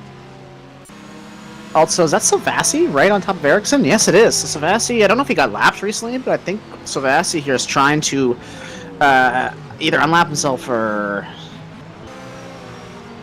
something there. Ericsson's up times.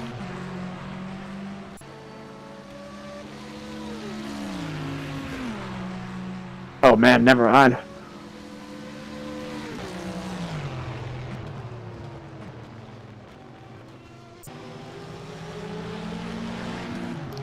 All right. Now 32 minutes to go in this race.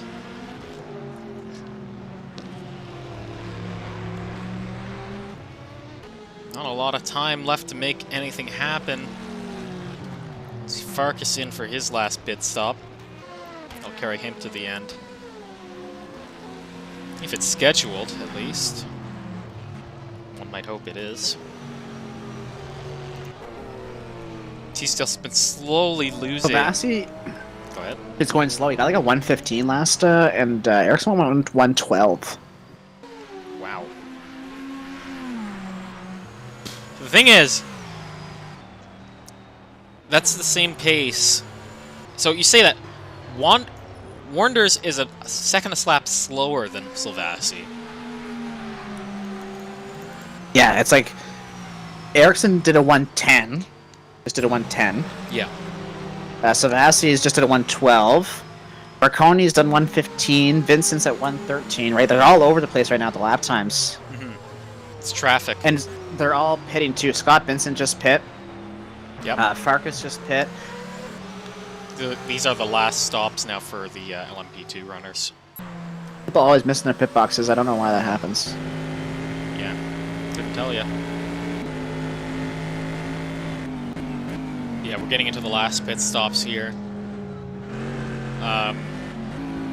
Ericsson, by the way, came in. You were gone. Came into contact with one of the red Porsches there. I can't remember who it was, but he hit him and spun the Porsche. He's also coming up on him again. So that's Ericsson one of the might have cars. penalties in his future. Yeah, thing is, he's 2 laps ahead, so I guess the estimation he's making is like, I may get penalties, but you're not going to give me 2 laps worth of penalties. The Porsche just spun it big too behind him too. So is that Simon Marshall? Nope, must have been his teammate.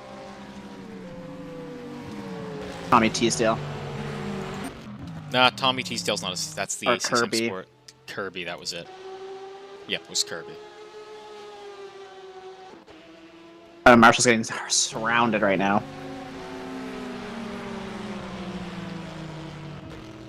Man, so many names on this list, and so few of them actually in the race. True.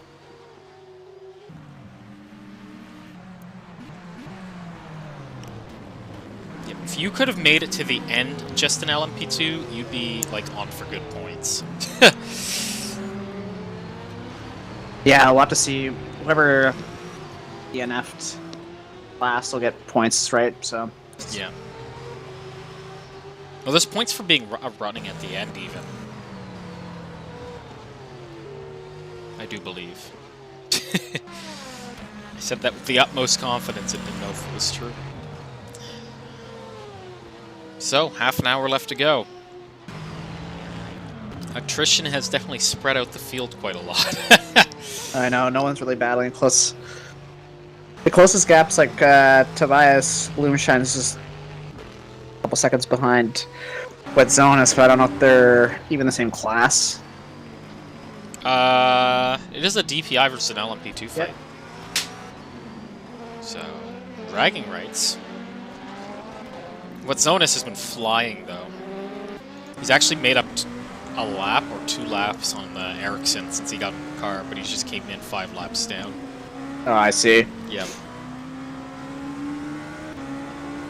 So there's definitely pace in that GRG Cadillac. It's just, you gotta stay out of trouble, I guess.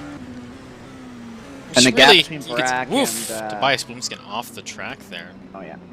You're trying to get to the The pit. rejoin is not good. Not that was almost bad.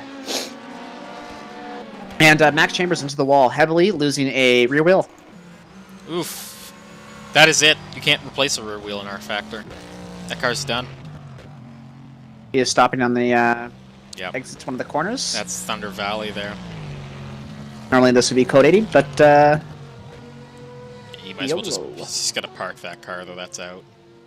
You can't fix that. Yeah, Yep, he there you did. go. smart man. So Get out more of the than way. half of the LMP2 cars have not made it to the end of this race.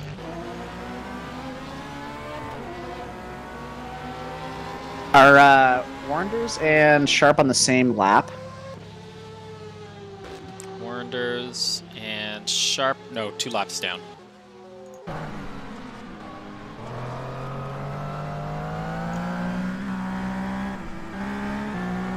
Tragic for the Chamber boys. Yeah. Max anyway. I think Leon's a different car. Yeah. Been just so hard. Bols is pitting again. Yeah. I think that's scheduled, though. We'll see if it works out for him This is because a very long stop, though, at this late in the race. Maybe it isn't scheduled. Look at how many cars are parked. Ericsson almost Hit the crashed wall. going Yeah, I just into saw the that in pits. the back. Yeah, there's so many cars. I know, like half the field. No, it's Parked. not scheduled. Zolt Yeah, I must think have had Zolcis is in damage. trouble. So Vassi came into the pits as well. No, Zolcis is moving out of the pits now. Yeah, he's not dead, but he definitely had some damage because he's back to 5th now. He wouldn't have done that unless he meant to.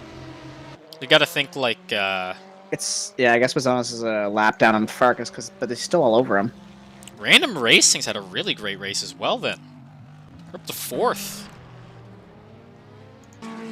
Julian Vrack's really done a good job keeping it steady Yeah, for GRG. yeah. Vrack has been doing a good job. He's lost some time to Basila, but not enough. If he can just keep the car straight and narrow, he should be good. Zolt's got to make up 11 seconds in 25 laps. No problem.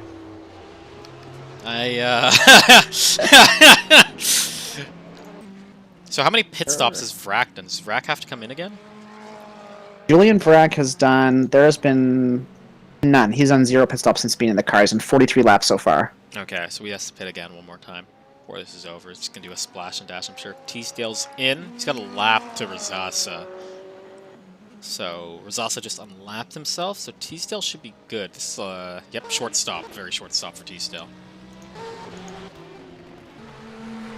So now the question is, where does Ionic Basila come out? Close! Taken over from Ericsson. Jeff Close is in the car. Leading the race right now. The German is in the car. I say the German, and there's probably more than one German in this race. But he's the German I know. Well, that car may be in danger. Oh my god! Oof! Oof. Bothering good old Jeff. Yeah. He's really quick. Yeah, I'm sure But- he's got it. I mean, hey, it's him and Ericsson have very similar racing style, so. Yeah. So Vassi trying to get by a bunch of back markers here. not going to be easy, as they are also going 300 kilometers an hour like he is. Yeah. You can always catch us at RF2 VISC on Twitter and Instagram. Yeah. Tell us what you think. Get in contact with us. Drop your hot takes. Leave your memes. Always appreciate it. Past the 25 minutes left to go mark. Ion at Basila putting on a pretty good recovery drive. After qualifying second, got caught in a big... I really should stop speaking, shouldn't I? Why? What happened now? Immediately into the grass. He didn't hit anything, though. He has to pit again, though. He must be at the just at the end of that tire stint, and it's just... he's feeling it. I don't know if you can check it, but I think he has to pit again for sure. Who's that? Ion at Basila. Second. Let me look for you. Yeah. Basila. Basila has done 2 stints, yeah. 50 laps the first stint and 46 on now on this stint, so this is the inside the window now for Basila. Yeah. Especially since they roasted the tires with a slide into the grass. Yeah. It's time. Man, so the remaining LMP2 cars, other than Sharp and Verkanye, are all on different laps. Oh, wow. Yeah. Yellow in Sector 1. What is that even? Quick, so...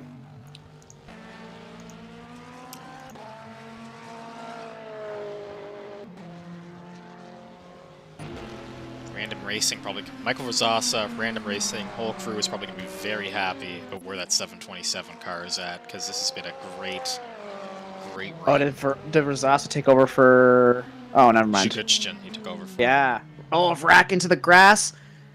Oh, almost just binned it. Coming in for a pit. Giving me a heart attack here, man! But hey, they definitely... I don't know what happened there. Wait, did Basila pit? Already? Or did he say he has to pit again? He hasn't pit yet. Okay. I was gonna say, oh my god. Basila could... He's gonna lead again, but he'll have to pit again. Unless he's gonna be... Unless he's been, like, absolute fuel save mode. But Jonas in the pits, missed his pit box, had to reverse. Perez is now in the car. Took over for Vrac. And, Basila's flying on the straightaway here to see if they... I think Perez is gonna hold on. Wow. This is crazy. Look, Yeah, Perez short just hopped stop. out of the pit lane. By accident, hopped over that curb by accident. Yeah, that's a problem. Yeah, we'll see.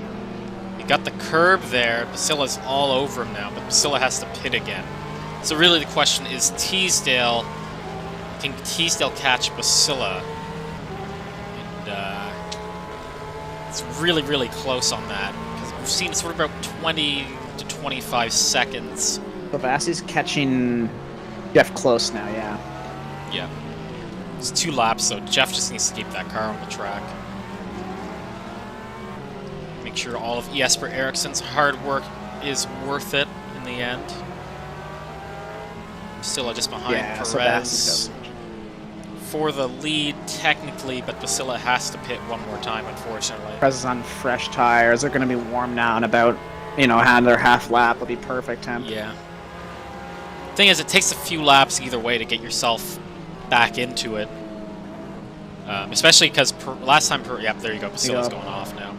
So now the question now falls back to Teasdale, who's just going through turn 4 into turn 5 now, top of the hill. Down now. Turn 6 into the S's now. Here's the question, where's Basila going to come out?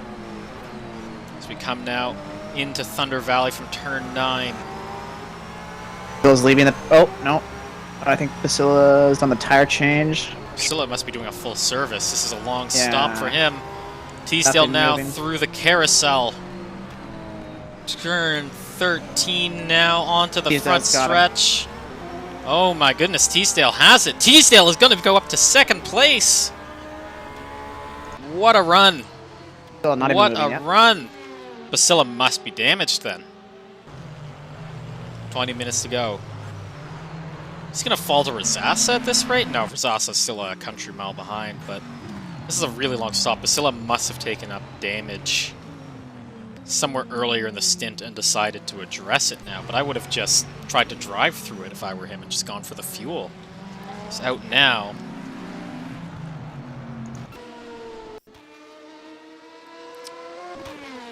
Yep, that's going to push Basila down. It's a big gap now. Perez in the pits. Yeah, that's... Wait, why is Perez in the pits? He just pit. He must have taken damage. Basila is now coming around. Or was there a pit issue? No, he had a drive-through. He had a penalty. Be in the pit lane, remember? Oh, okay. So he's Still fine. first. All right, yeah, so he's fine. That's what Case Master said in the comments. Yep. Okay. So there you go. All right, that's fine. I missed that penalty message, but it's a big gap still, so we should be okay. Yep, speeding in the pit lane.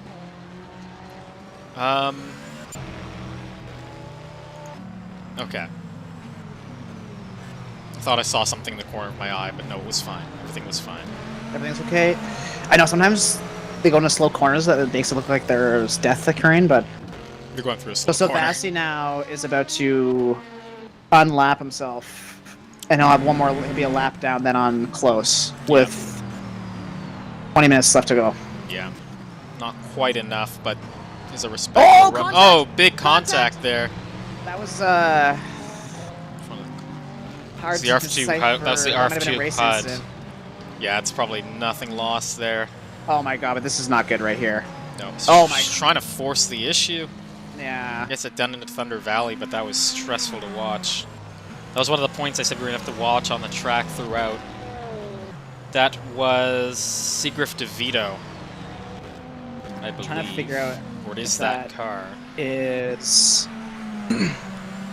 the fault of DeVito, you know? Yeah, that is... Stefano Colli is in that car now. We'll go for Because DeVito. Coley's...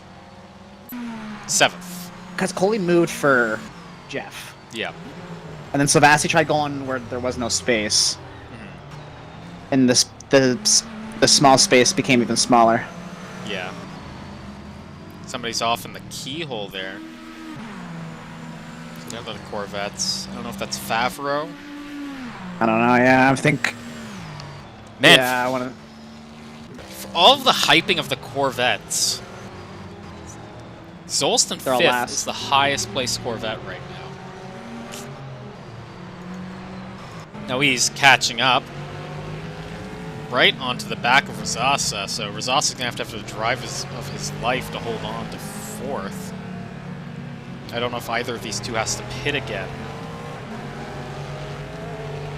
And they have the Coley there, got out of the way. Yeah. That car, that Funfetti Ferrari is doing a lot better than it did last race. Yeah. Yes, Case That's Master the, was a penalty, yeah. Yeah, I let him know that they got a penalty. Yeah. I just, I'd missed it, but... They were asking penalties. I thought they were asking if they needed penalties, but then I was like, oh no, they the penalties that happen on track are all going to be decided by later, but the pit penalties, those are always automatic. Yeah. Rexold So now all Savassi, over. Savassi just passed Close. Alright. Close has the run, so this is going to be interesting to see what. Oh my god. Happens here. Don't go for it, Jeff. Just let him I know. go. We're impartial. Yeah. Rebecca Zolto are going to look for a pass for position on Rosasa on a Mugen v... Why am I so dumb? Mugen v Random Racing Battle. There we go. I've internalized Funfetti Ferrari so much I cannot remember that it's actually Random Racing. But we're in trouble. I know. Basila's in the pits now. I think that he's just pitting, so Rosasa and Zolst have got him. Maybe. Yeah. 15 minutes left to go. So this is the battle for the last podium position unless Basila does a short stop. Oh, Rosasa takes the serious defensive line. Smart move. Yeah. Basila's still in the pits, so Zolst and Rosasa here are about to jump up to the fight for P3. Yep. This is suddenly worth a whole lot of marbles and pride now. Zol's trying to do a big recovery. Rosasa trying to complete the dream good for exit for random Zols. racing. Yeah, it's It's gonna a be forced Ferrari defensive power. though. You have to go wide into the keyhole. Can he set up the car to get a good run now onto the start straight? Basilla's still in the pits. Yeah, I think he did, because Basila had done his third pit stop already.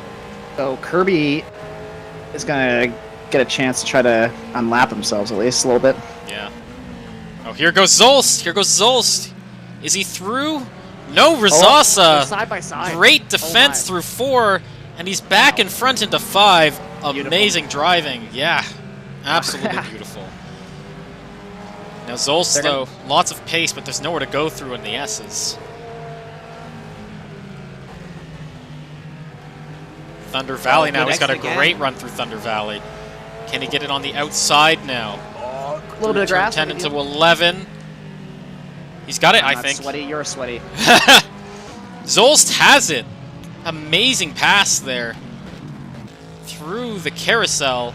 He's got the podium position away. Great drive from Rosasa defense, but he just couldn't hold on. Stay on board with this because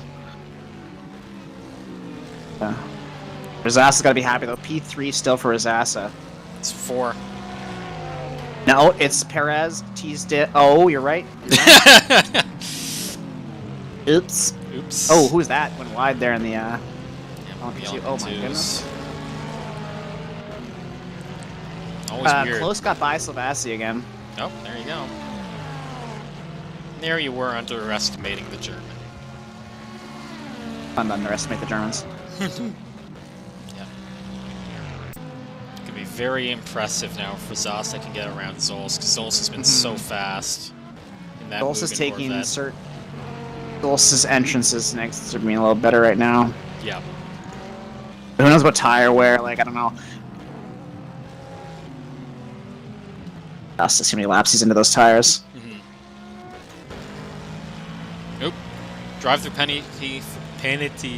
Drive-through penalty for Basila there. That's going to hurt. Yeah, speedy on the pit lane. Yeah. Rosasa's 35 laps into this tire. And Zolst is 10 laps into this stint. So yeah. Old tires on Rosasa's car. Rosasa's going to be very marginal on fuel to the end, too. Has Rosasa pit a third time? Rosasa has pit only twice. Zolst has pit 5 times. Yeah. Shows you how fast Zolst has been in that Mugen, though. He's pit 5 times out front. Rosasa's going to have to pit again, but 4th should be safe. Unless Rosasa's been doing some serious fuel management. Yeah, Zolst has got a losing time now to Rosasa. It makes sense based on the tire strategy. Zonus with another pit stop. Some pace in that GRG Cadillac, but having a hard time keeping the car on the straight and narrow. Basila's in the pits again, so Basila's Penalty, definitely... remember? To serve the penalty. That's right, that's right. I'm dumb. You are correct. That's why there's a commentary team. So there isn't Don't just... remember something. Yeah. Between the two of us, we will remember one whole thing. I love it. Which one's a Canadian? It's like, I'm sorry to tell you we're both Canadian. Don't be too disgusted.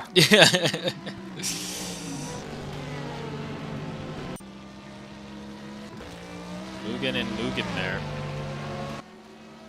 Vakani doing a great job in the leading Mugen LMP2 car out front right now. Gangbusters work.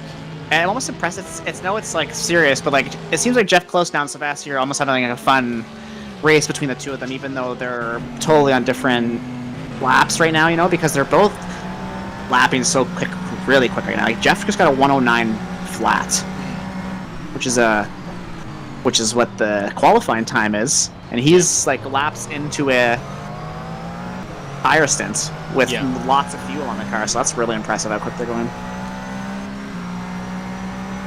He's looking for a way through. Now, yeah.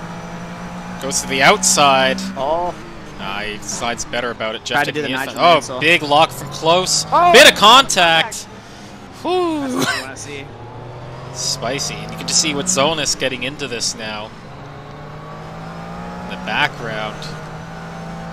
If I was Silvassi, I honestly would just back up until there was a real spot to pass safely, because at this point you're first. I mean, you're second. Jeff's first. He's 2 laps ahead of you. There's 10 minutes left in the race. It's not worth it. Yeah. Oof. I don't need fastest lap. Oh my god, that Porsche! No. Jeff now into the front stretch. He's got a little train behind him now. We'll have ego. Yep. Always the issue. Got a good run there, though. Out of turn 1. Now with Zonas is onto the back of Silvassi. That's like, wait a minute, reverse card. Yeah. A bit wide for close, though, so they're getting through some traffic. That's the AC Simsport car of Teasdale. He's probably just hoping to not have to do anything that involves DPIs anymore. Oh, big lock up close. Man, look at all those! Look at all those people not social distancing. Incredibly disappointed. I know. Oh, my Americans. Yeah.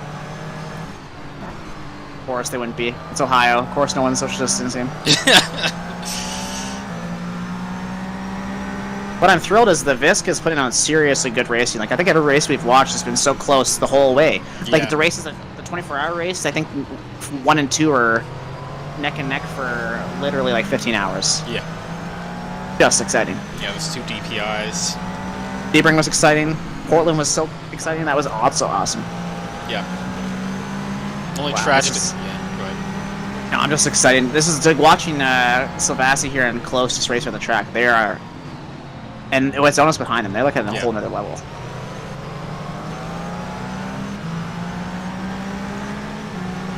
The DRS train, essentially. Yeah. No Pretty DRS. much. Oh, What a... You offended Derek McCord. I just want you to know that. how did I do that? He said, what did you say about Ohio? Oh, Oh, big no contact! Into the Funfetti Ferrari. That was not necessary. No. I think that, let's see how the penalties come up, see how tough they are on them after the fact. Yeah. Oh, no, Ohio's great, great people, love them. I love all the people of Ohio. Love all the people in Ohio, they're great. They're Christians, I'm a Christian. Let's... It's a bit too early to get That's spicy. enough of that. Yeah, let's... Alright. 6 minutes to go. Watching a great battle in DPI, even if the cars in the battle are all on different laps. I know, it is really close though, they're still going for it. They have to, it's the last like 6 minutes here, so it's all just bragging rights here. Yeah. Silvassi just wants to be ahead, even if they're 2 laps down, Yeah. Saw Basila there just going off the track, getting out of the way, letting it happen. Yeah, Razas is a whole minute ahead of Kirby now, so. Yeah. Oh, man, attacking those curbs there's Silvassi.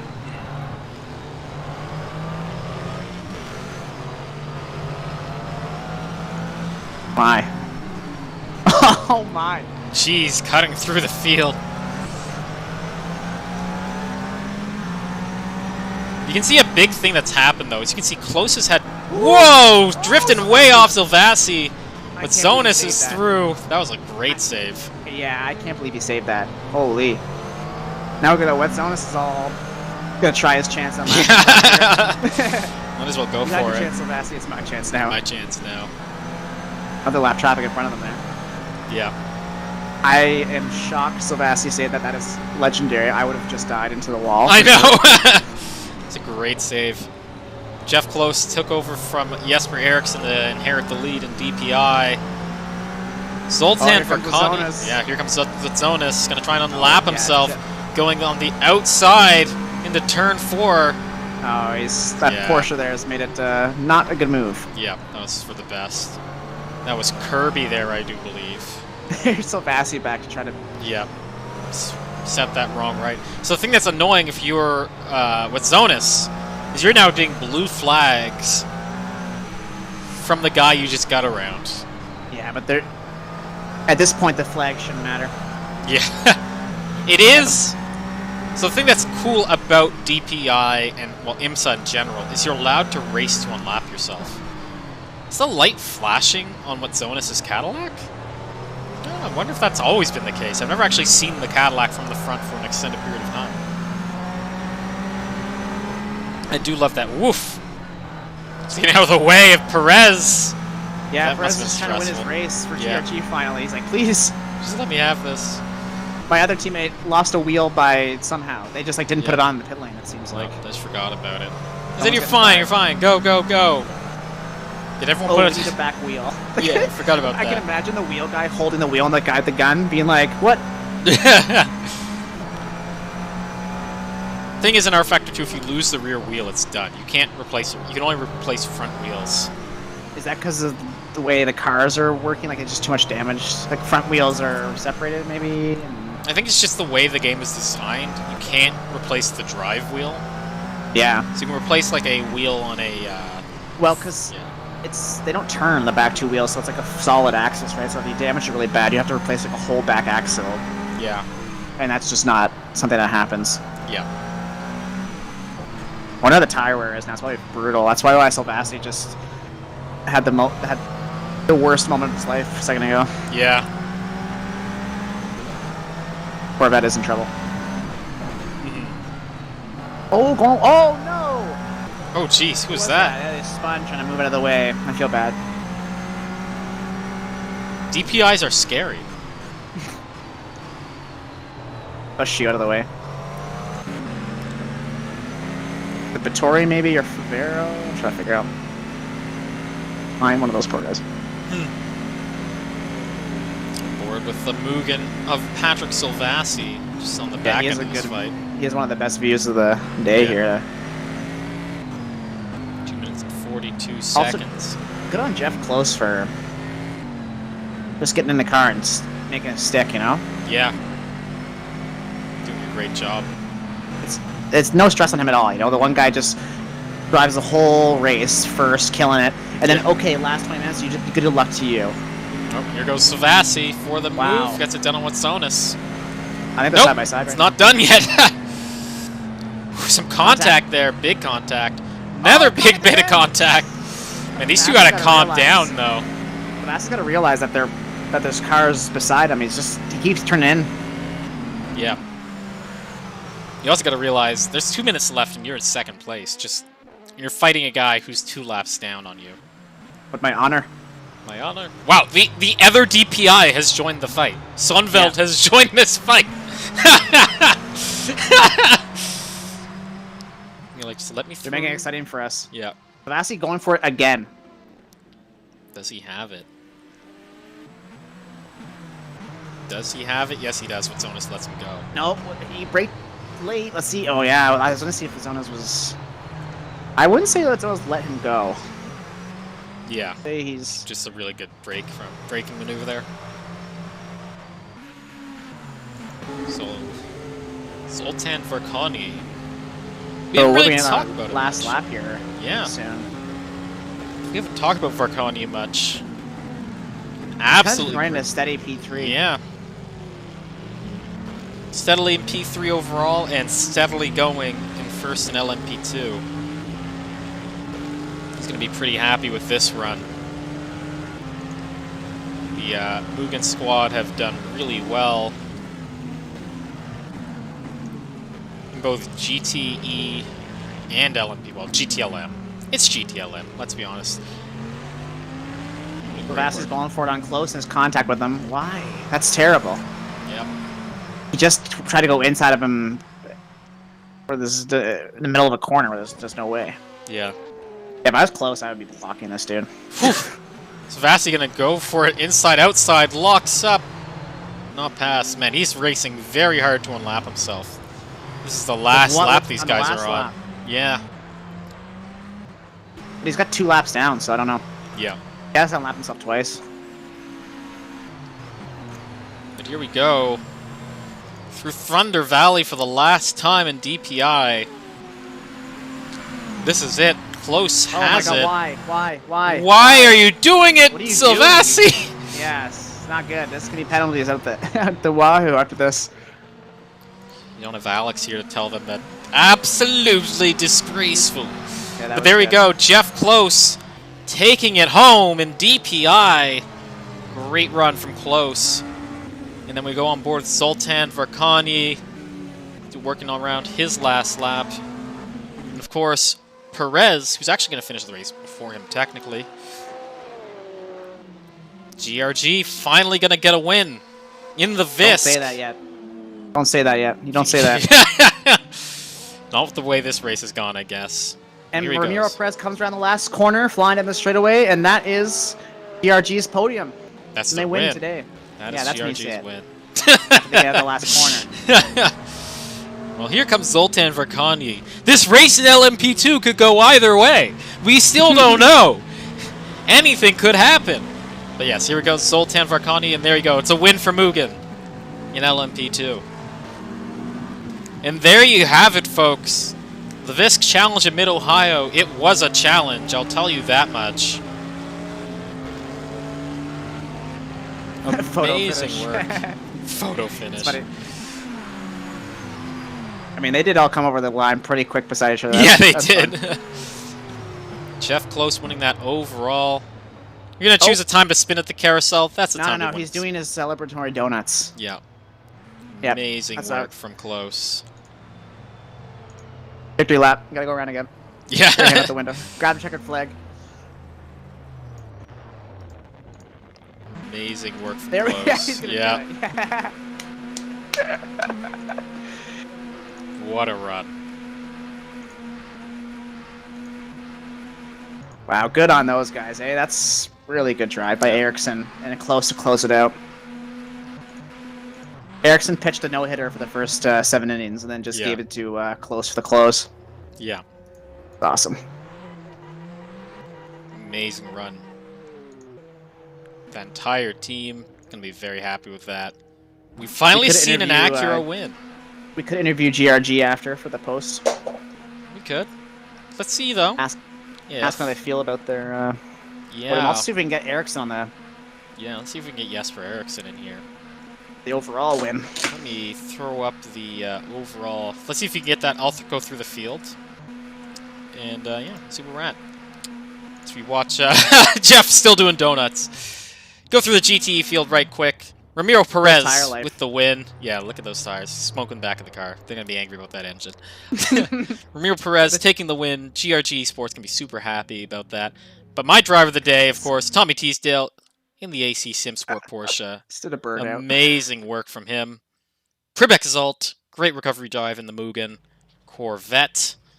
Michael Rosasa, an amazing run for Random Racing. The Funfetti Ferrari coming all the way up to 4th through the field.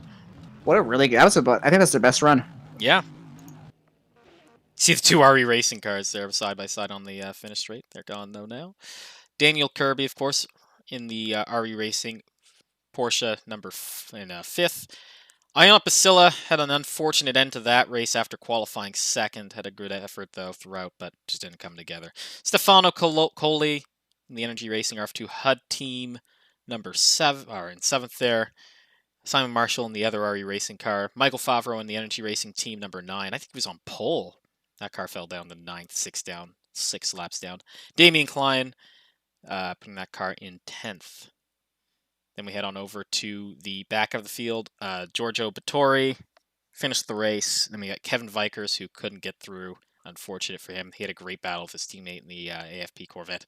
Eric Kumade also out with his teammate he was fighting. Dom Massel crashing out from the lead in the GRG Ferrari. That was unfortunate. Justin Vandersmissen qualified last, had a really great run through the field at first, but then eventually that just didn't work out.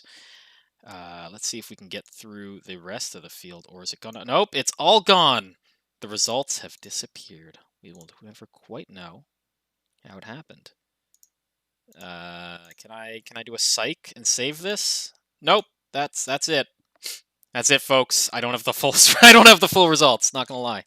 But yeah, let's see if we can get anyone on before we leave. We could get the race leader in for GTE. That's who GRG said is available. Is the race leader himself. Oh, And let's take it. Yeah, let's do that. We'll take that and we'll call up their friends. Let's do that.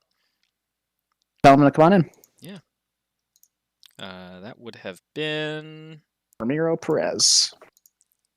want to hop by.